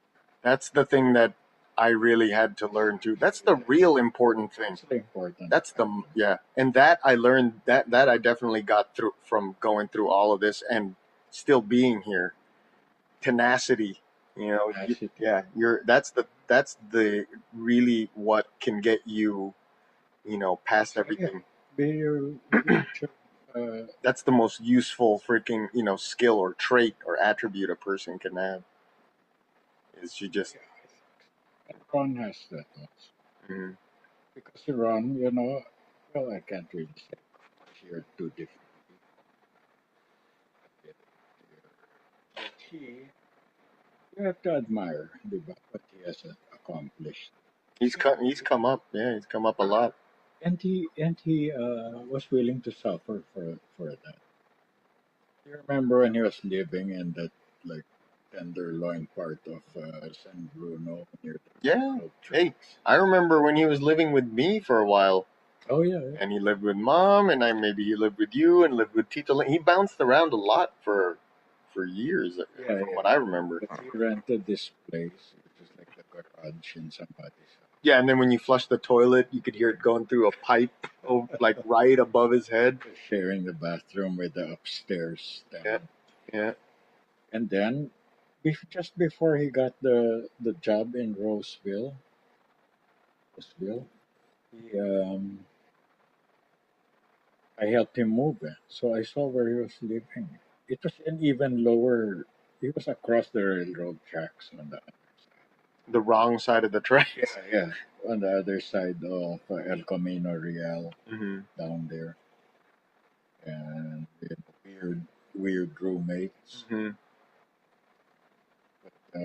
He just spent a lot of time in Starbucks because he couldn't work at home. He had to go. He needed Wi-Fi, and, and he just try to write an article a day. I think they paid Yeah, Ehow. dollars or Ehow. Yeah, yeah. that was the job for a while. He stuck with it Mm-hmm. until he got this breakthrough Yeah, in whatever game company. yeah. It was he got like, it was like getting into the minor leagues Yes, before breaking he into the got that. majors, which is where he is right now. He got that. I don't know if he applied for it, but he got invited to a gaming contest Mm-hmm. there in Roseville, and the people paid for his Oh, support. that's what he was saying. Yeah, and it was actually a job interview. It was surreptitiously a job interview. Candidates, Yeah, whoever I guess did well in the game. yeah, Amazing, wonderful. yeah. They idea. saw this guy was. They saw, They could from what I remember. or Yeah, they saw that he was like really active in the community and bringing together a lot of players and being kind of a leader. Yeah, in that one online game community. It was supposed to be a contest over the weekend, Mm-hmm. and they paid for his hotel and transportation. And they get to tour the offices and stuff. They offered him a job at the end. Yeah, and that was a big breakthrough. Wow, yeah, that was a jump. That's a leap. Mm-hmm. Because from that, if you saw where he was living, Ehow. rented bedroom, Mm-hmm. suddenly he was in like almost a luxury apartment. Mm-hmm. No, I remember that. Yeah, it was really nice. Yeah. With the duck pond right there. Yeah, it was a stream in the back, Mm-hmm. running on through the back. It's like a wild area behind his apartment. Mm-hmm. But they had swimming pools. They had And endeavor to persevere. Wait, pause. Let me just. No, what I guess the point was the theme is still like it's useful to stay even keeled because you never know how events are gonna pan out. And it might seem like, oh, this sucks. Like here's another example. Remember when I got into the union and I worked, they got me a job, and then after 3 months I got cut from that job. And then I was just like, oh my god, I don't know, I have to go back on the work list. I didn't know what was going to happen. I was unemployed for being only a couple of weeks, which was good because then I could spend time with you because you were visiting. Oh yeah, right. It was last year. Yeah, and it was probably like a year and a half. Because September 11th, that's when I got this job at Condon Johnson, which ended up being like the best thing to happen to my work life ever so far. But it's just it only panned out this way, and who knows if the thing that was attractive to me about the technical school is the job placement. That's always been a thing where they'll train you, and then you get a job at the end of it, and that's the format of this training program for this union, which is they'll train you, and then at the end of it you get a job. Well, maybe I wasn't ready for that, and I still had shit to get through, and I wasn't even ready to succeed in college until like I tried again, and then it started being. You gonna sit there? Yeah, sit here. Okay. Yeah, that's fine. Do you want to sit there? That's all right. But yeah, Anyway, you're going to eat that? yeah, I will in a little bit. Burrito that Carmen made. And Well, the here's thing your is, soda. But yeah, it's anyway. tough raising children. It's tough enough. But the job is much easier if they're already if they be able to have good communication from the start. If they can talk, let them express. Mm-hmm. You don't have to like shut them down or overreact.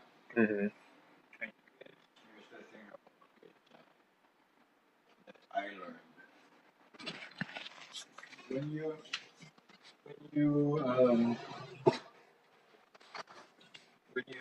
think you're teaching them, or they're also learning how you react. They they learn by trying different things. Mm-hmm. Yeah, So Carmen and I were talking about that the other night. They're gonna, yeah. eventually, and if you're not aware of this, most people are probably not aware of what's going on, especially new parents, because they just have to do the best they can, right? They will just react in certain ways. The kid notices this. Then he learns how to push your buttons. Yeah, that's what he learned. That's what he learned. It's like when this happens, he reacts Yeah. like this. So if he gets pissed off at you, he knows how to piss you off. Mm-hmm. He knows, and he may not even be doing it consciously, Mm-hmm. right? But so the point is, be aware of that, Mm-hmm. so that he is you're not you don't he becomes the controller. Mm-hmm. Mm-hmm. And that's also a good point of awareness just for yourself, and kind of improving yourself is being aware of these, so those reactions don't control you. Yeah, you want to be in control of how you react. In other words, you need to elevate, which is really the challenge, and not just with kids, but with your kids, it's actually a very important bit of knowledge to have. Mm-hmm. But even with the world as a whole, is not to be just reacting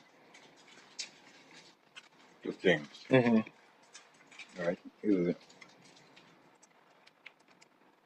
I don't know how to put it, but Well, I mean, that's what I'm saying. like for your guidance of like, let's say for example, like really, I'll just call it strongly encouraging going to college instead of anything else. That's really a reaction from your own experience because that's what you went through. Yeah. And that's the path that and it has been successful and been very useful for you. So of course it's natural that that's what you would want for your kid. I think that's, You know what I mean? I think that's just being thoughtless, No, don't be so hard on yourself. Like that's kind of how I see it, and I because didn't everyone enjoy college myself. Mhm. I mean, I Interesting. did, but not the going to school. I just enjoyed being there and being being there kind of. friends and Mhm. getting drunk and stuff. Yep.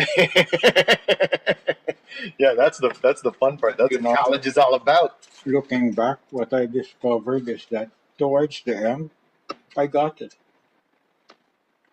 Mm-hmm. Especially in my last year, my senior year. I got it. I knew how to, and it became, in a sense, it became enjoyable for me. Yeah, to I was to in succeed, control. be good in be good at something. I knew how to succeed. Hmm. I knew how to take exams. I knew how to get passing grades. The secret was just to go to class every day. Hmm. And pay attention and keep Take up with it. notes. Yep. Yeah. There's the form. Yeah, it took me a while to learn But that. also even the knowledge towards the end, it all kind of clicks together, like the calculus. Because engineering, I was in engineering, right? The calculus is a very basic uh, foundation of engineering. Derivative, the change over time. And then I studied when I first got introduced to it. It's like lost in space. Mhm. I failed. Then I took it again. And the second time, I was able to pass it. But in the end, because almost every subject I took had calculus in it, I got it. Hmm. You know, Hmm. that was like a very great sense of satisfaction. And that. See how it all came together. Hmm. Yeah, no, I mean, feeling effective, through your own efforts. That's a huge part of. I mean, just a human need. That's almost like a basic human need. But what you see Along with. also is it's not just one thing. It's a series of building, like building blocks. It's the whole building, Mhm. not just the individual bricks, but they all have their job. They all contribute towards the whole building. Yeah, the thing, Get the stuck in the details. mhm. The big takeaway, at least for me at this point, from college is learning how to adapt. The like the adaptability, also, learning like to be consistent and learning discipline. It's not so much like the specific knowledge was great, but the general knowledge, that's really what I'm still using every day. And I didn't learn that, like I said, until I tried to go to college again, for the second time at Skyline. That's when I was like, oh, you can be not only on time, be early, and just consistently, you're in class every day, you're paying attention, you're taking notes, you're studying. It's kind of, more like you are what you do every day. Mhm. But yeah, being able to adapt, because you also have to adapt to like different teachers, because different teachers have different styles of teaching.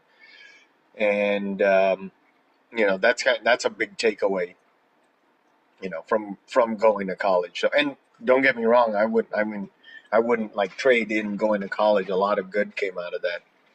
But this is more, eventually I got to trade school. Yeah, it took a kind of like a big detour there, but Yeah.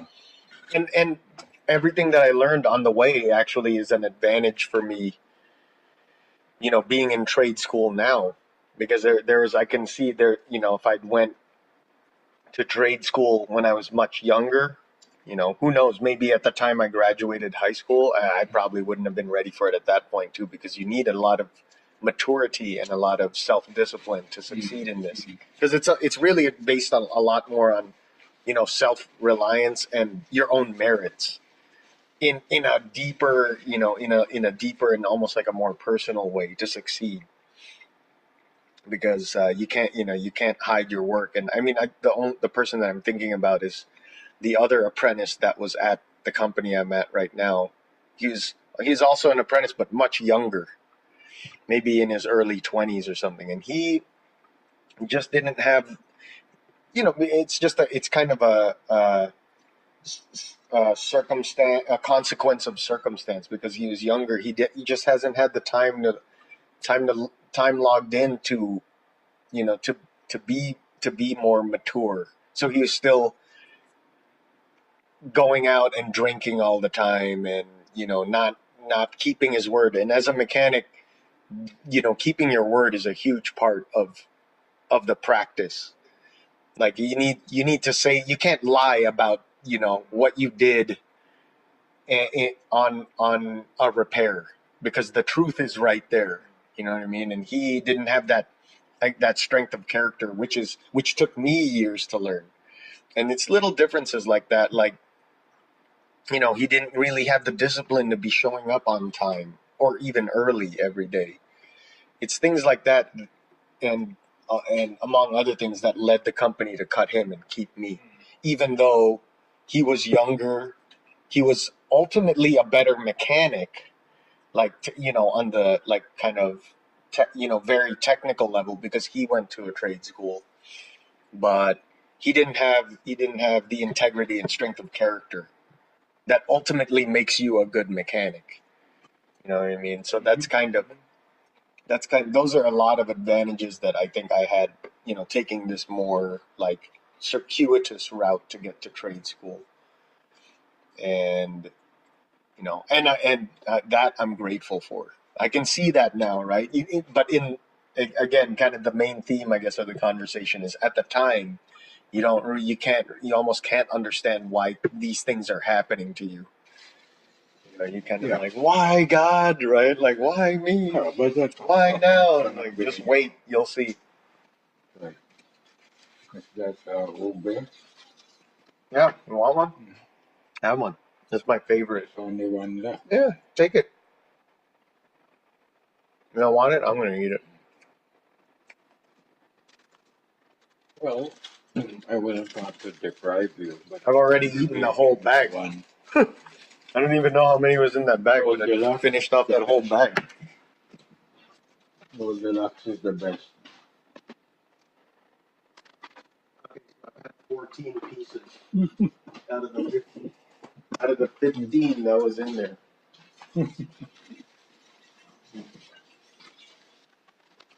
In that case, I'll save you from having to eat 15. Yep. Should Do be me a my- favor, my will you? favor, yeah. Do me a favor, will you? But yeah, I mean, you know, and then I guess ultimately, you know, now I feel like at this point is like he's the only reason why we exist. Yeah. You know what I mean? Yeah. He's now the reason why we exist. He's the next link in the chain, which stretches back to the beginning of life. Anyway, he's there. If you're his friend, it will be a big relief forward. Yeah. But the way it works usually with families, I don't know how it is with today's, with your generation. But having a having two parents in a family is a definite advantage, because in a very trivial situations where the, someone has to discipline the child, one of you can be the disciplinarian, crack the whip, and the other one can be the friend, console. They're not lost, don't feel lost or abandoned. Or adversarial. Yeah. Yeah. If they got disciplined, like they feel rejected. That's the other. The feeling that they're an important part of the home. They're integral to the happiness of the home, and they also have responsibilities because of that. Basically, not to be an asshole all the time. Yeah. Well, I mean, I have my plans. I know it's gonna be rough. But kids will be assholes once in a while. It's also a function of being a kid. There's definitely that fear and anxiety where it's like, oh man, it's gonna be another me. Like this kid's like, now I'm gonna get all the stuff that I freaking put out there. Now here it is, like it's gonna come back to me. There's the risk involved, and you have to be aware of it, because that's what's really I found very annoying is when you acted like me. when I was young, being all rebellious and stuff. That really that really pushed my buttons. And I think it's also partly because when I got old, I realized that I reacted in so many inappropriate ways. To your parents. Hmm. So when I saw you acting out that way, it really annoyed me. It really, blow my top. But my failure there was not to catch myself, and I only had that realization later on. Yeah, the hindsight, the But, perfect hindsight.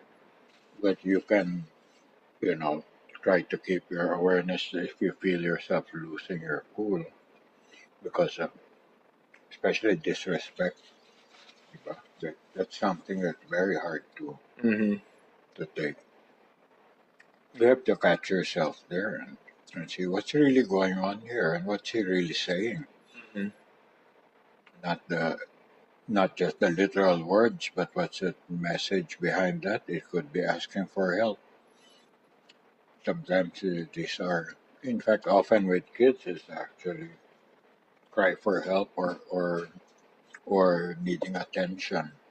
So you actually saw some behaviors in me that you yourself acted in the same or similar pattern, and this is and you know it's not something. I mean, I might have learned it from you, but there might be Oh, like probably not, because you were not born yet when I was that age. yeah, exactly. So it's more like a genetic It's really component. more my reaction Mhm. than the way you were acting. Yeah. That's kind of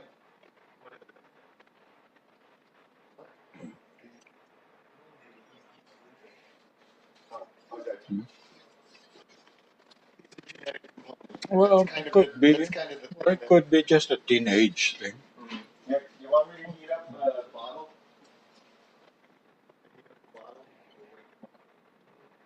He's fast asleep. Is it feeding time now? Yeah. Or 5 more minutes. Yeah, 5 more minutes. That's kind of I'm starving for. Not like it's malnourished or. Oh hell no. But she's very fastidious when it comes to his feeding schedule, which I'm glad. But yeah, you could kind of fudge a little bit. I mean, look at this freaking fatty It's bumbalati. not fat. Yeah, but it's baby. Just, it's just It's baby chubby. fat. Yeah, Chubby. shit, little chubbers. Sometimes he like reminds me of like a little toad, just like just freaking sitting there like just all squatting like a fat little toad. Yeah.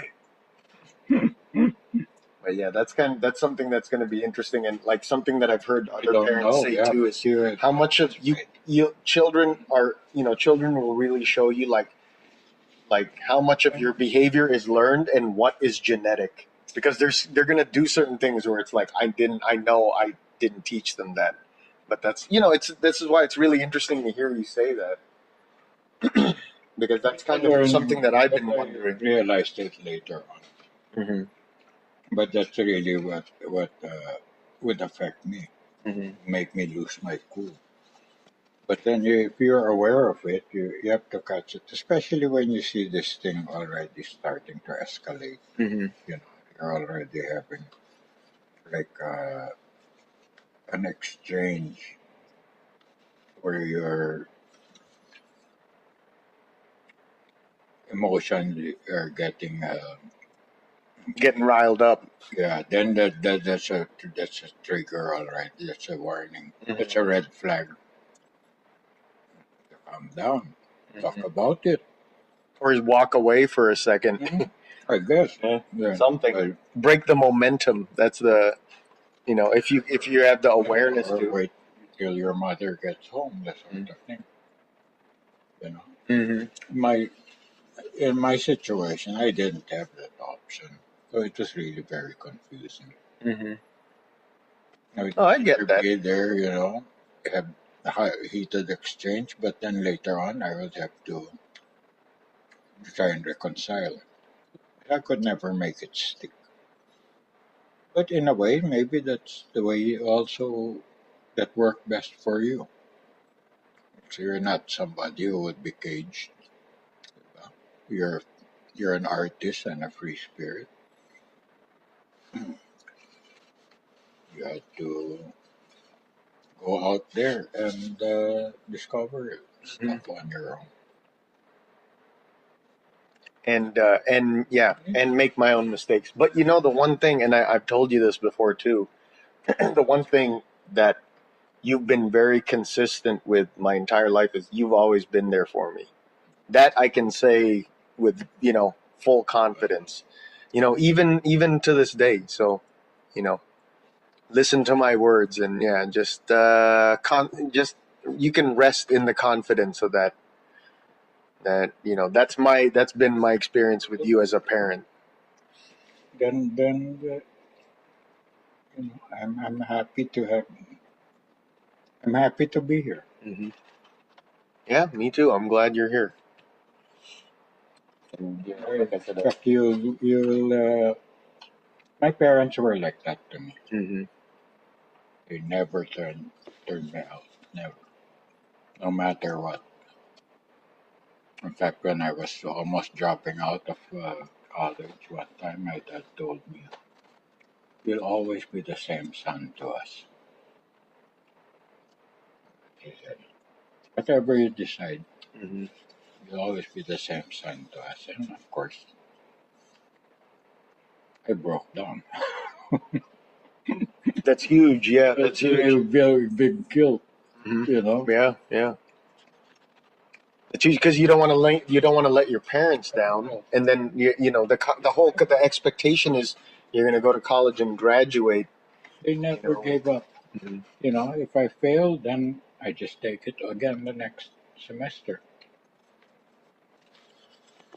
I never, you know, put any kind of kind of ultimatums or you know Mm-hmm. like that on me. Yeah, holding you hostage for something. Yeah. It was like blackmail. Mm-hmm. You know. Yep. Yeah, using something as leverage. Yeah, Mhm. yeah. Ever. Mm-hmm. Not even I don't even recall them ever using emotional blackmail. Mm-hmm.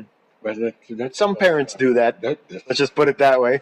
but Let's that's just not fair. You know, yeah. there's a lot of unfairness in the world, and I think that's one of the unfair things.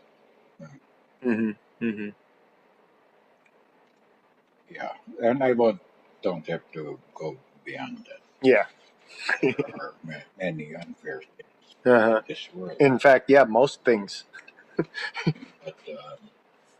so that's what I mean. That you know, that certain things that I felt were not fair. Mm-hmm. Yeah, I couldn't agree on. But you can't let that define you. You know, the unfair things, and you can't keep. This is what we were talking about But you earlier. don't have to participate in it either Mm-hmm. if you can, unless you're in jail or something or in Mm-hmm. prison. Mm-hmm. If you have the certain freedom to avoid it, like you know, like why will you live in an unjust society if you have the option to go to a better Go to America. America, which is not perfect, but Way better. don't have to live in Manila. Mm-hmm. It's really depressing there. But some people are okay with it. Mm-hmm. No, there's just everyone. I mean, a lot of people. You got a chance here. You know, you got a shot with a little help from your family.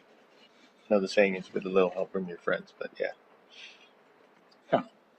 with a little help from your family. Besides, on a practical level, things work.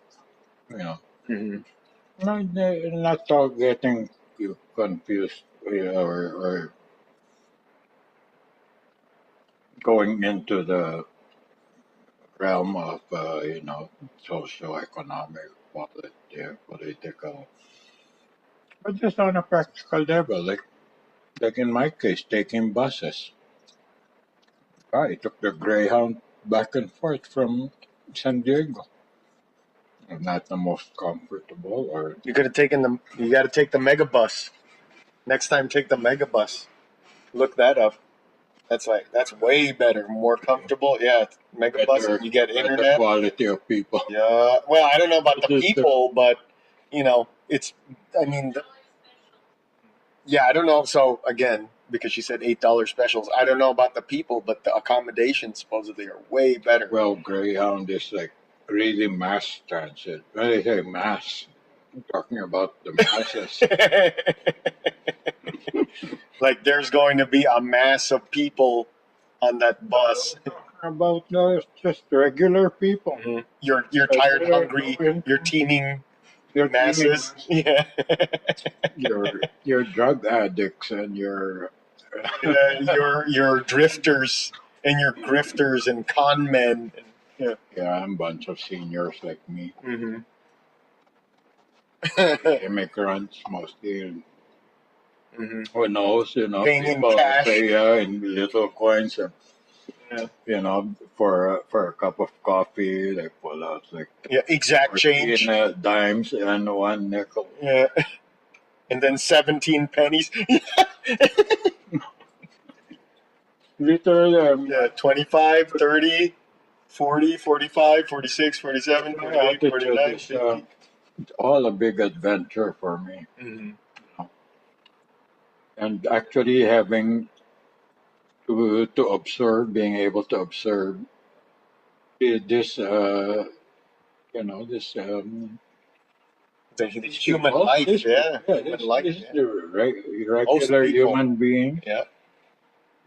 is part of the adventure. Mm-hmm. But if they try to involve me and like supporting their nicotine habit, Yeah. Hey, man.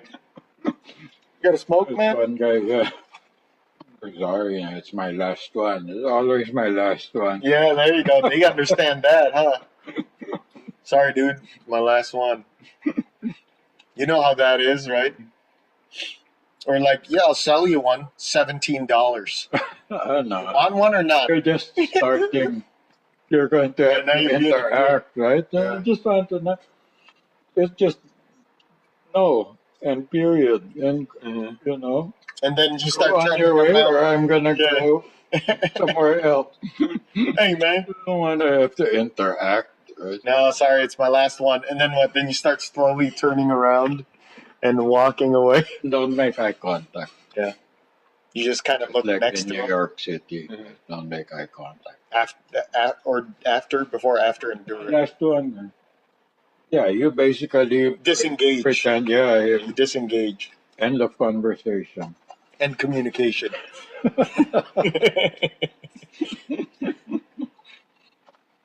Anyway, Yeah. that's quite an experience. Yeah. Very Well, I've taken tiring. the bus a few times. Yeah. Then you get. But, Do they still have those little footrests? yeah. The little tiny itty bitty footrests that you like flip down, and then you're like, oh, my feet are now like an inch and a half higher. Oh, okay.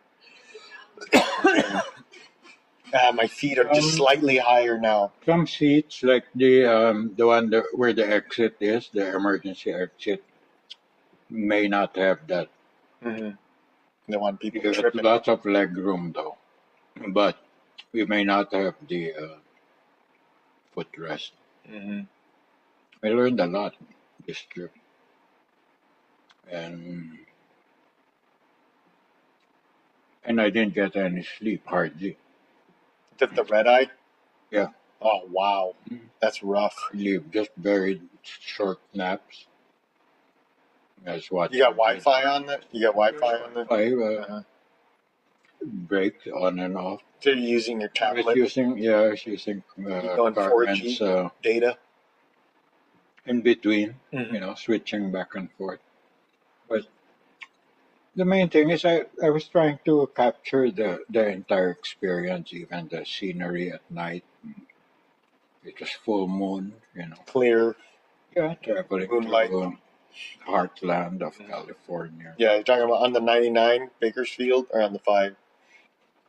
I think it was the 5 because it looked like the 5. Mm-hmm. Where's Avenal? You're familiar with Avenal? No, that doesn't ring a That's bell. the I'm not stop. real. Yeah, I'm not really good with The names. truck stop. Mm-hmm. Not good I with thought, names of I'm places not or sure. streets or Going freeways. down, we may have, well, it stops in Stockton, Mhm. then Avenal, and then LA. Stockton, I feel like, is on the 99, maybe. You can get No, access Stockton it also from the from the 5. 5. Yeah, You can okay. also get it from 5, yeah. Yeah, but the 99 splits in Bakers. After the Grapevine, when you come down, it splits off like that. Mhm. And it was the middle of the night. I wasn't able to observe, but when it started to get light after Avenal, I noticed that a lot of it looked familiar to me, and the 99 is more urban and more windy, Mhm. Mhm. and this one was like that open space where the Rolling windmills hills. are. Yeah, Yeah. yeah. So, Mm. I think it was the 5. what do you? So, do you know about the existence of the megabus? I don't Or think do so. you? Okay, yeah, But no, maybe. it's a new thing to me too, relatively new. Because Really? Mama-san started taking it, and she's like, endorses it a lot because it's just so much more comfortable. It's like a double decker, and there's Wi-Fi the whole way, and the seats are big, and they recline almost not into a bed, but Double decker. yeah, it's a double decker, and it's just a Yeah, lot better. probably But more you pay a little, comfortable. yeah. So if you're gonna do that again, I would look. That's Yeah, I think until it's called a LA. megabus. Go all the way to San Diego. I think so. I think it's just like a Greyhound thing, but like they're kind of they're like premier line, they're premium line. Mm, I think so. But so is that a Greyhound thing? It's its own thing. Oh, okay. mm,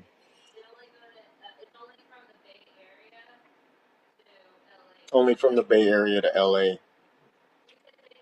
could be tricky. Mm-hmm. Yeah, there. Yeah. It's like in Bellingham, and we have the Bolt bus. It goes all the way from Vancouver to Portland.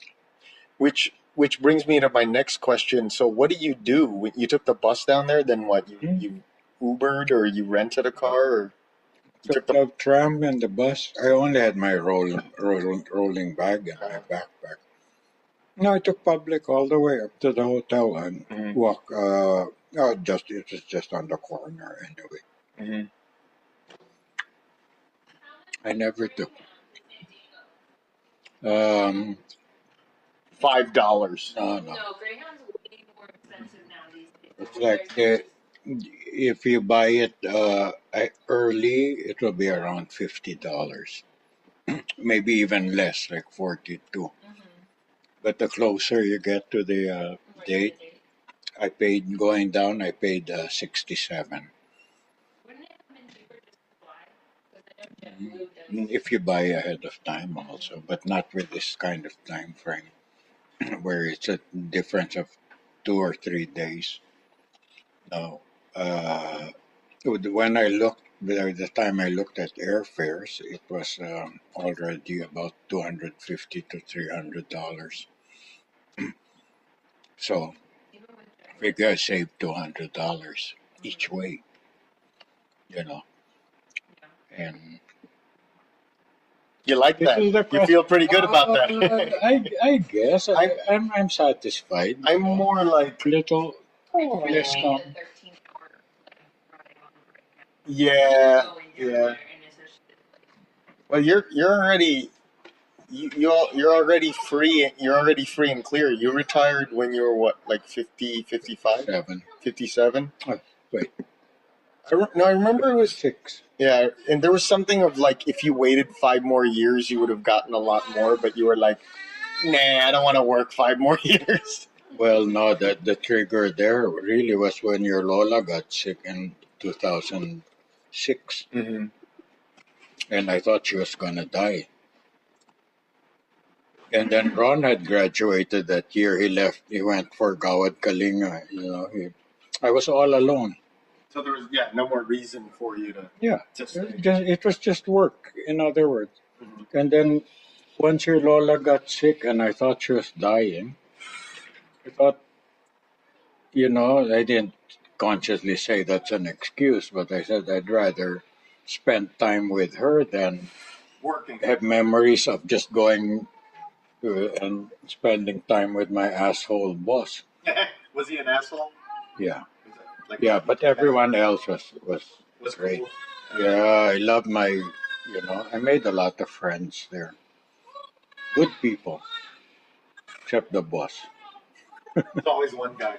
But regardless, anyway, the And point Brian, was, that guy's my boss. No, just kidding. I said, after she's gone, I'll just look for another job. So I'll take this retirement. I'll have a small pension. I can live, Mm-hmm. food.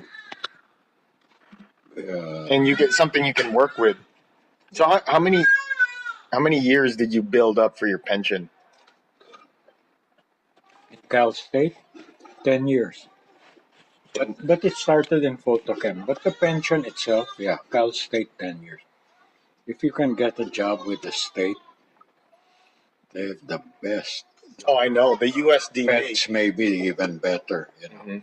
But you can't beat of all the states. Maybe if you had to choose a state, California is the best. CalPERS, they're just they know what they're doing, I think, but they have got so much money. They're richer than the Philippines. California? Yeah. No, CalPERS. What's the retirement system? Oh, whoa! Yeah, Philippines borrows money from CalPERS. Mm-hmm. No, I mean this is definitely my huge retirement fund, and the benefits are outstanding. I don't think you certainly could not find that kind of deal if you didn't have a retirement plan. Like, say, people who have to prepare their own retirement plan. Mm-hmm. Mm-hmm. Oh no, I have people for that. The union, the union has people a for that. retirement plan. Yeah, right. Yeah, the union, we have people for that. But in the Cal State system, we have a good union.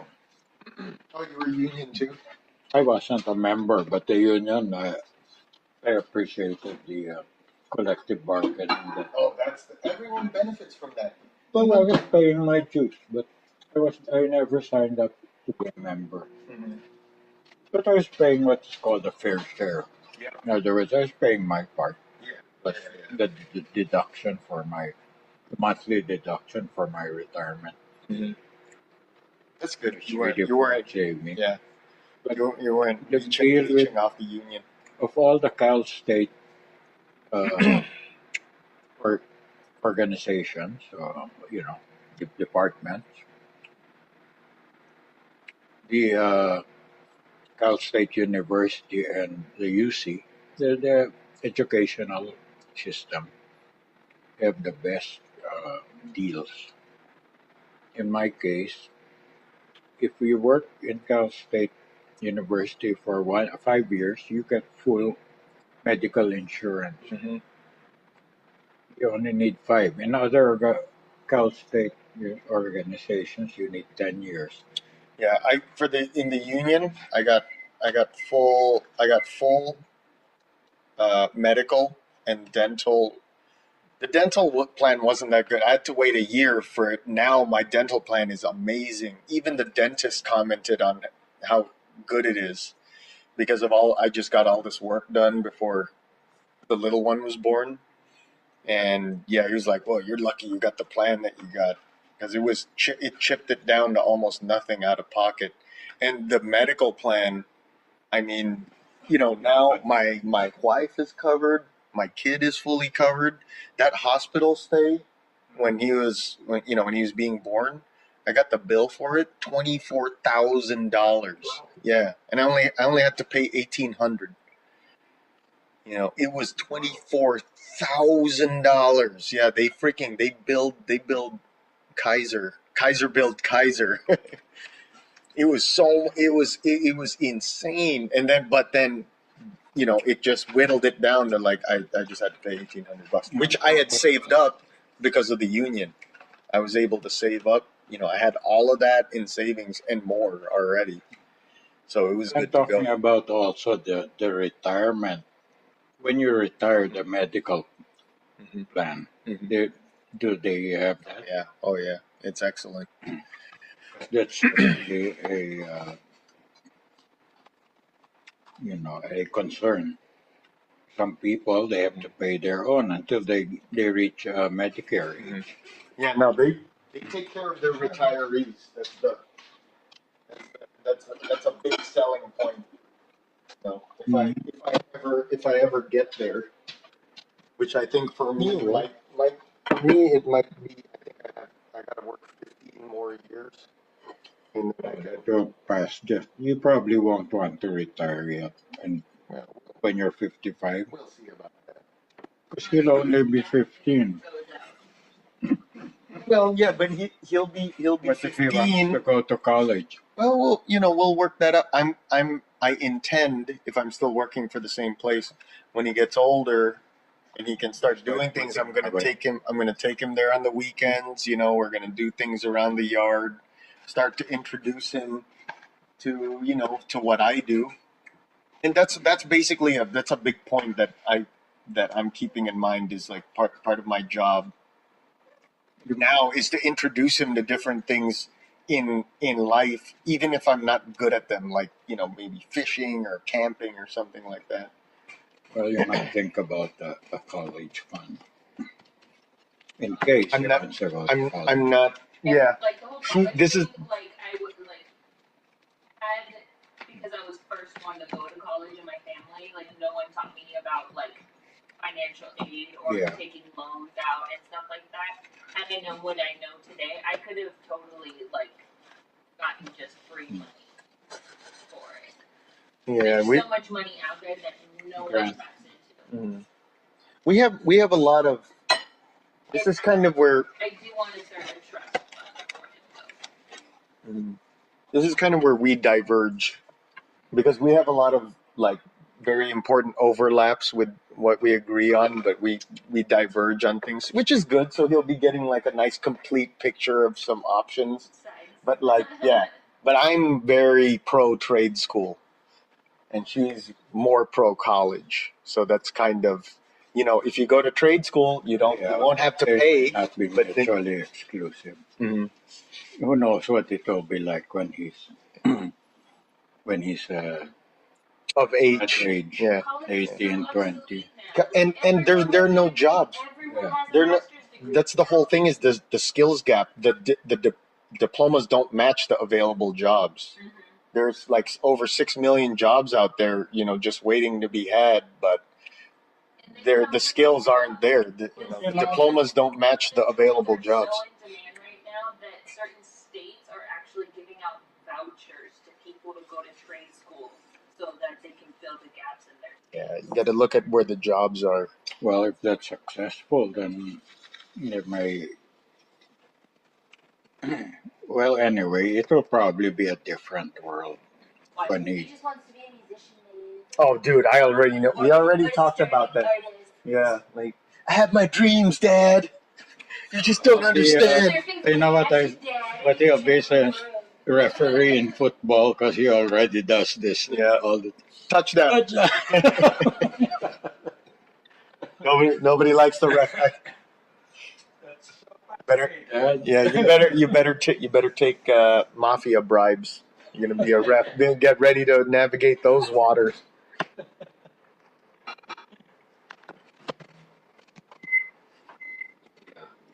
Anyway, that is a big deal for me to having the medical insurance. Mm-hmm. So I feel very blessed to have been able to get that job. Mm-hmm. That just came out of. Well, you know, I was telling you that story. What happened is in 1996 when I got my green card, I felt so Mhm. because being on a working visa is indentured servitude. You can't complain. You can't talk back. Your life depends on your job. At the moment you get let go, you gotta go back. Oh yeah. Well, you have to start all over again. And I was already on my third Attempt. So did Photochem know that about you? They probably had some idea where you were at. probably. Because I spoke up right away as soon as I got my green card. I kept a log of all my overtime. That's one thing. And I told Chuck, you know, I think it's time for me to move on. And he was very sad. Been there 6 years. We became friends. He tried to convince me to stay. Was he like, yeah, I'll pay you back all your overtime and I'll give you a raise? Eventually, yeah, eventually. But in the end, they did pay me back. But I think they were more scared of a lawsuit. Oh hell yeah! That is so sick and wrong. They took it wrong, you know. I didn't want to leave on bad terms because I was actually very happy there. Mhm. I just wanted to have the opportunity to study. That's the main thing. What did you want to study? I was hoping to take my master's, MBA, In like computer business engineering. administration, Oh, okay. MBA, hmm because I never finished that in UP.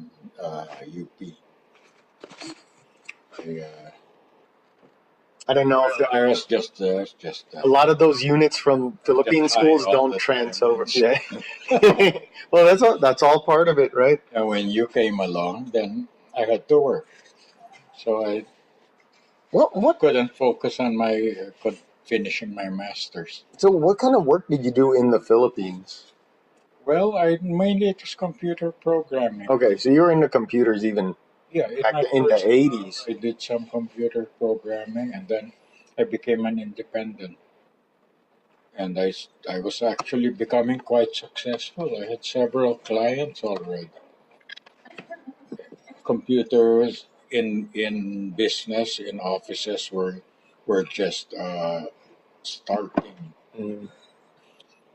In other words, the Steve Jobs and Apple had come up with the Apple II. Yeah, they're just built in their garage or something.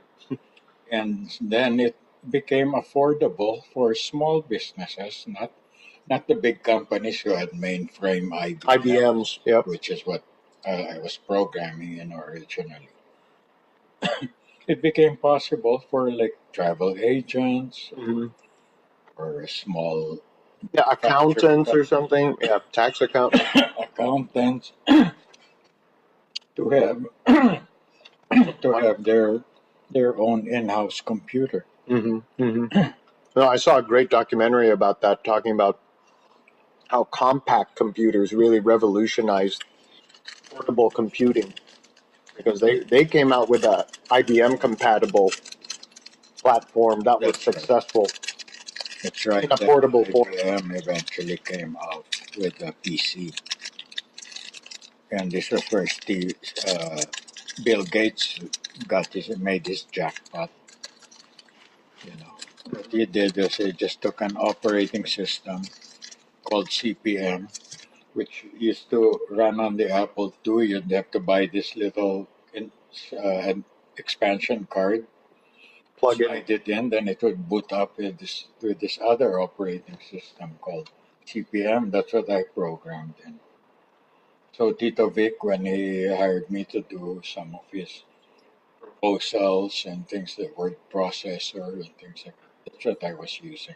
CPM. CPM, something called software is called DataStar and WordStar. It's all predated. Is this like Word? where is DOS in this timeline? Is this Yeah. this was pre-DOS? Yeah. Wow. Because, Wow. Microsoft, IBM hadn't come up with a PC yet. Mm-hmm. Then Bill Gates, 80. Early The story 80s. goes, Mhm. CPM and modified it and came up with DOS. CPM was the mother of DOS. Bill Gates just made some changes, but basically it was CPM, Mhm. which he called DOS. He made a few changes to The code. the code, yeah, Mhm. to the original machine code, Mhm. and and IBM bought it. And there's a story to that which is very interesting, like Oh, that whole how like. he convinced IBM. Mhm. To get Yeah, but So- IBM was like the only game in town for years Well, it was Apple. until Apple. Yeah. Apple was first. Apple naman, did Steve Jobs, he went to one of the big Silicon Valley companies. Him and Wozniak, right? Yeah, they were just college students. They went on maybe a field trip. He saw them working with a mouse, and he said that's going to be the The thing. next computer because you just you just point at it and click. Mhm. That was his inspiration. But he has his own story how he actually invented the hardware. Mhm. Bill Gates That thing was all in their garage. Bill Gates he just sold his saliva. You know, he just did a lot of talk. Mhm. And You he need convinced that though. IBM For to companies need that guy. he had actually taken CPM and modified it. Yeah, he convinced IBM to back it, and they did. Mhm. But anyway, the So point that's what is you were. that Yeah. when I was working with Apple IIs first, Mhm. and I eventually got a job in one of the Swiss companies in Makati. What was this? I remember, like, you took me to like work or something. Maybe it was a school, and then there was like a separate room where I could like play around with the computer on DOS. I don't know if I was even doing anything. Just if I were to like imagine it, it's almost like there's like like an Sit here. elevator room, like an elevator motor, room, like some kind of engine room or something. It's real industrial in my mind. It's like it was real, like a lot of girders and just Here in America, or no. This is in the Philippines. Yeah, it was some kind of school with a room or something like that. But I remember that computer had DOS. Hmm. Then I could kind of play around. I don't know if you were working or yeah, I can't recall that Mhm. either. Might have been in Tito Charlie's studio because they were one of my clients. Mhm. And Maybe. their Maybe. studio was really a huge warehouse that they. That might have been it. That might have been it. Yeah, I did programming for them also, and we were using Lotus 123. I learned. That's IBM. That's Mhm. IBM compatible. You know, in those days, the whole thing would fit on 2 floppy disks because there were no hard Five and a drives. quarter. Yeah, 5 1/4 floppy disk. there were 5 1/4, and then there was 3.5 later on the smaller one. Oh yeah, those are great. But more capacity. It's just always like that, smaller but more capacity. Mhm. That's always been the trend. And the memory was only 640K. You know, later 1.2 gigabyte or something. And we could still do a lot of stuff with those things. Mm-hmm. Mm-hmm. I could play chess all day with 2 floppy disks. No hard drive. No It hard- was just RAM. It was just RAM. Yeah, just RAM, Yeah. which is on chips. The interesting thing is computers. And we were living in La Crescenta. I bought a computer for home, if you remember. Um, at first, it was just CompuServe, and it was all just DOS.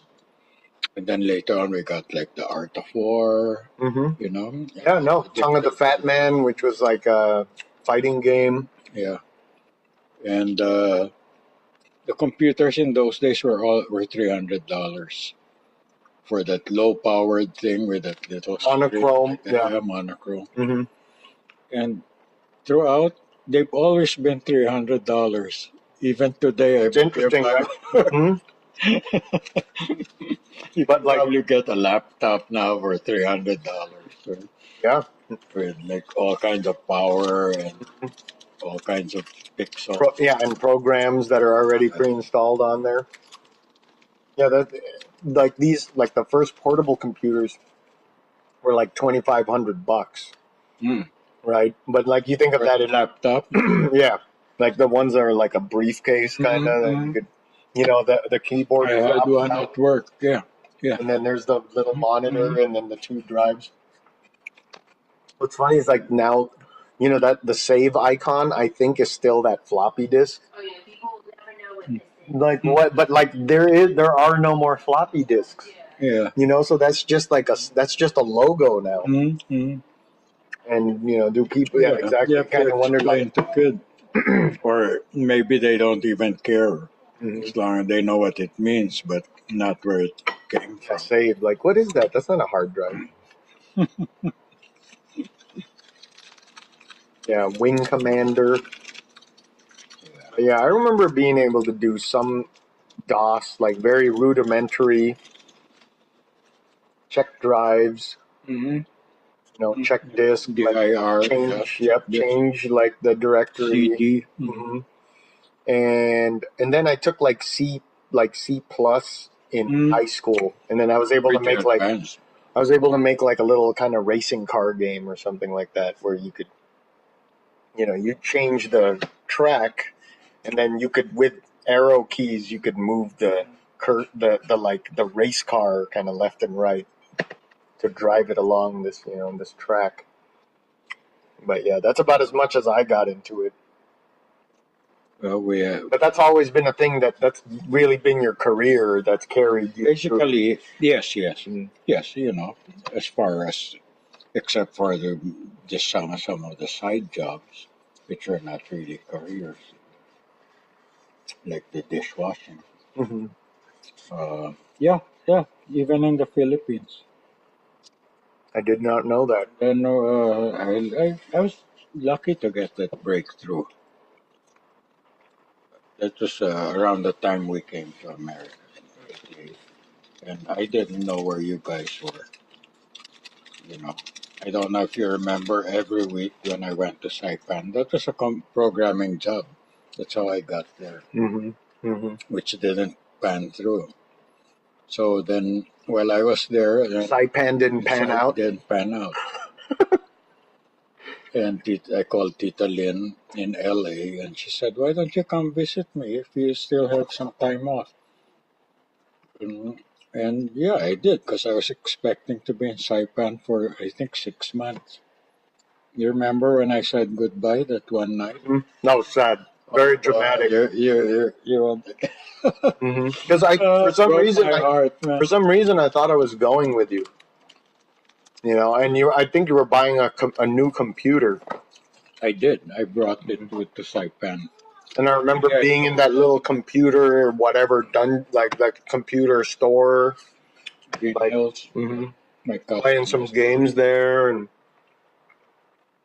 But yeah, I kind of knew that I wasn't, but I wanted to believe that I was going with you.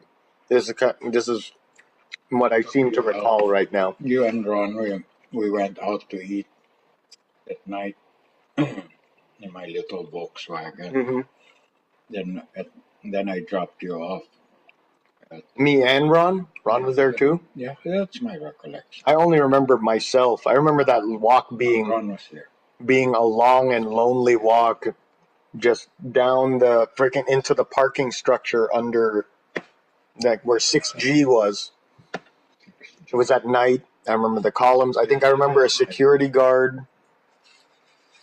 I remember a security guard there. He was like, and I was crying.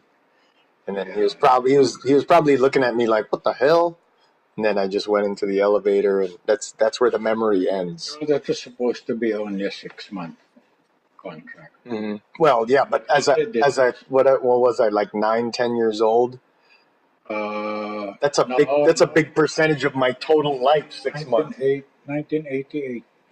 Yeah, so I was 10. 10. So what happened was, and while I was away, every week I would call you guys up in Manila. And usually I got to speak with you or Ron. Then when I got to LA to visit Tita Lynn, one day I called and Ate Jean, she said you were out. Every time I called, you were out, sleeping over something. So by this point, No, she was under instructions probably yes, to say yes. her out. But what was weird was there was a staggering because Ron and I didn't come to the U.S. at the same time. I have this recollection of like me and Mama-san leaving, and then Ron was just left there. And I think I had to say goodbye to him at the elevator, 6G, on the 6th floor. I don't think he followed right away. That would But make yeah, sense. Anyway, I talked to Tita Bell one time. I called her up. She's one of the few friends I have here in America. And she said, I just saw your kids in Saramonte. I'm like, yeah, then I got it. I'm not gonna go home anymore. I just abandoned everything, all my stuff, my car, everything. For me, the biggest material loss of that were all my toys, because I had some real what are now collectors items, like all these He-Man figurines. Oh yeah, I had the Castle Grayskull. I had the freaking like jet that the sorcerer was, like an eagle jet that the sorcerer had. I had the slime pit. Pour slime on him, like a claw would come up and hold him in place. Then the slime would come down out of his skull. I had like a Teddy Ruxpin. I had all these Transformers. All of that shit gone, man. I remember it was like a big toy chest, like literally a chest of toys. Yeah. All the good stuff from America. Yeah. G.I. Joes, oh, forget about it. And a lot of little cars. Matchbox, yeah. Well, for me, my biggest material loss there was my record collection. Yeah, the car and the bicycle. Records, though. My CB radio and my Playboy collection. Yeah, those are antiques. Those would be worth a lot. Well, where were your records?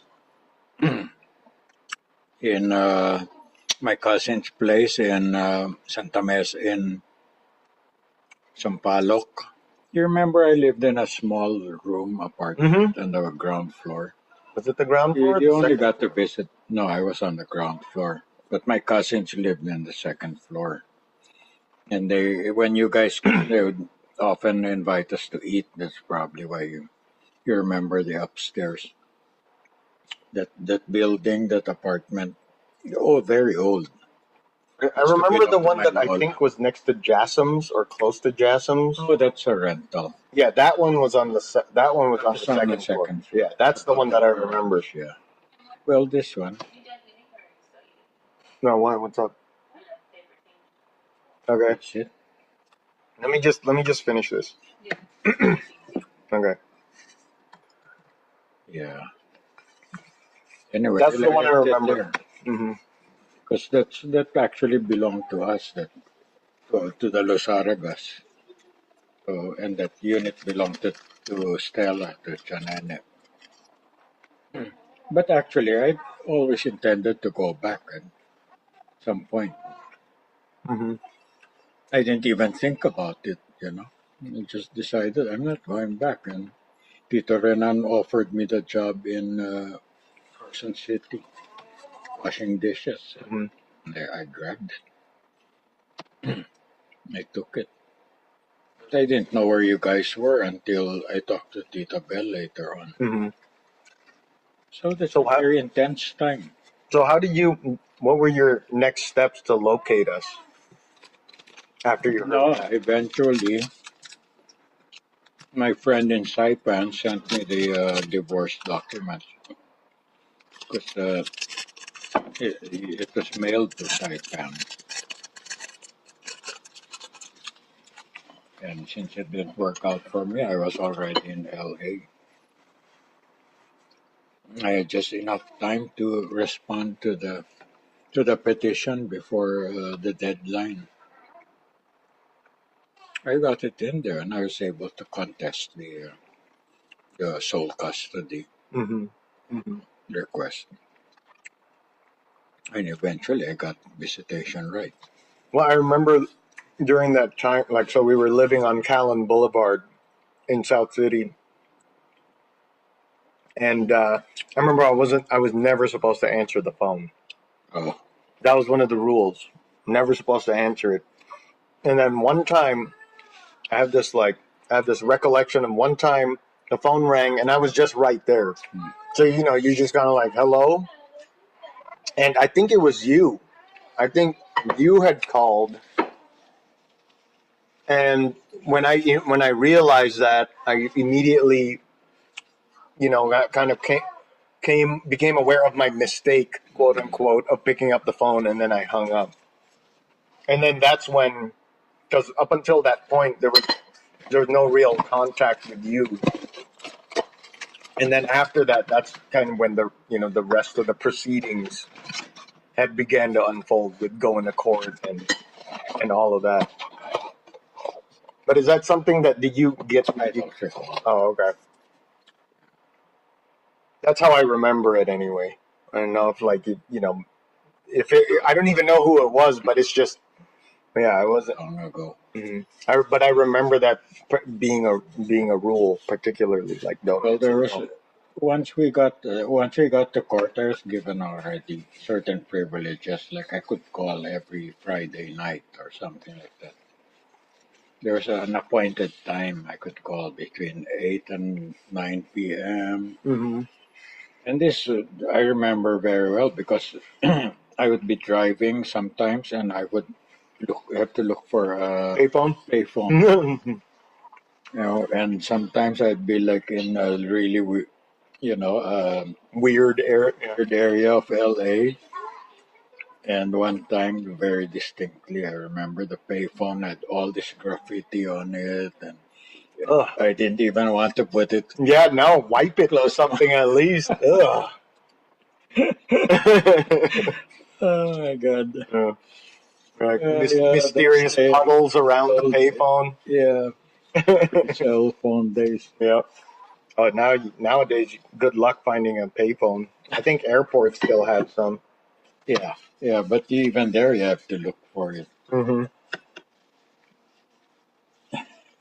Good luck with that. This is all cell phone country now. Yeah, Anywho, but that's just the story. all right. To be Where continued. the point was. The point was the main point is no. The main point has always been it's very useful to stay even keeled because you don't know how events in your life are going to pan out. Particularly, my I always think about when he's growing up, and Mm-hmm. particularly Mm-hmm. how you would like to be or having a harmonious relationship. Mm-hmm. I don't know how to say. No. I mean, no. That makes sense, and of course that's One of the ideal. things that he But if he's anything like me, we're gonna well, butt heads. teenagers in general, they want to push their parents' button. Oh, dude, Yeah. I'm But being the going to. firstborn and the You'll oldest, see what'll happen. You'll see. Try to test me, boy.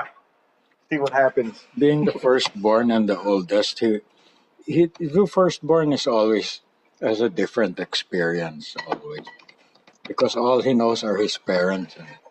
So he starts acting adult very no very very early. Let's say hopefully, like, if he gets another sibling or spending more time with Ezra, like someone his age, like hopefully it won't affect so much the growing up or getting the adult contact. Because Mm. I was the oldest, and I definitely Yeah, had yeah. my age as a kid. It's just normal. Mm-hmm. I mean, it's just to be expected. But one thing also is we tried. We made the effort not to use regular words, not use baby talk so much. Yeah. You know. But some That's of gonna your pay baby dividends. words are so cute. You know that up to now we still use them. Yeah, This guy named. watch You your know, language. They persisted. but you know, I noticed that also. And my friend, as old as me, he remarried maybe 10 years ago. His second wife. They had a baby. Oh. Yeah, and their son, is now probably about 10 or 12 years old. He's very very well spoken. He can express himself very well, even when he was young. Just super articulate. Yes, articulate. Yeah, he didn't use a lot of baby words. You know, Mm-hmm. being that he's like the only child again, his half siblings are all grown up already. Then suddenly here Mm-hmm. comes this new one. Yeah, we're trying not to baby talk him, and we already know what I'm reading him. Some great, yeah, they had some great bonding moments, which I so kind of envied. They're watching them interact with their little boy again.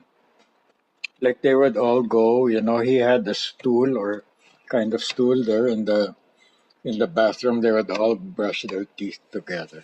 Oh, The three. Oh. stepping stone. Yeah. Go there, and then they would be having this conversation, taking their time, and they're all just be brushing their teeth together. Oh, how That's cute. that's life right there. That's when life happens.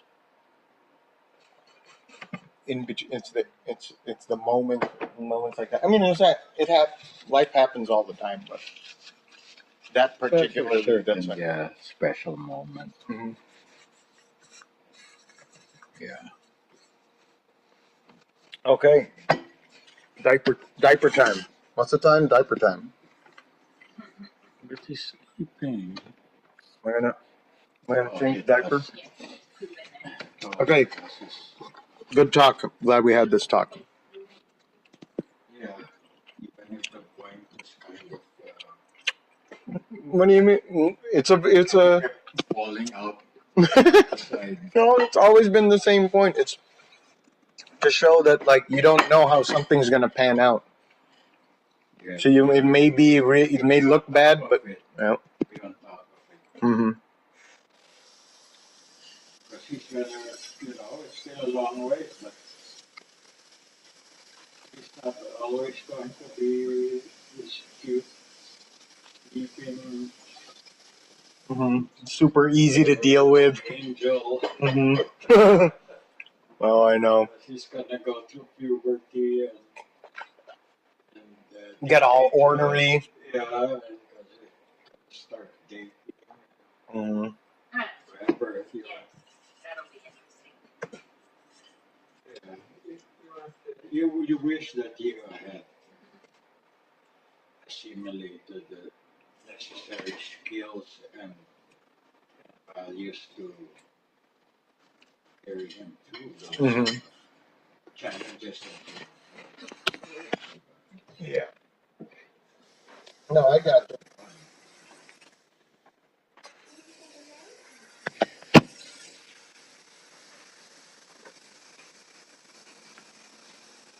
I gotcha. And scene.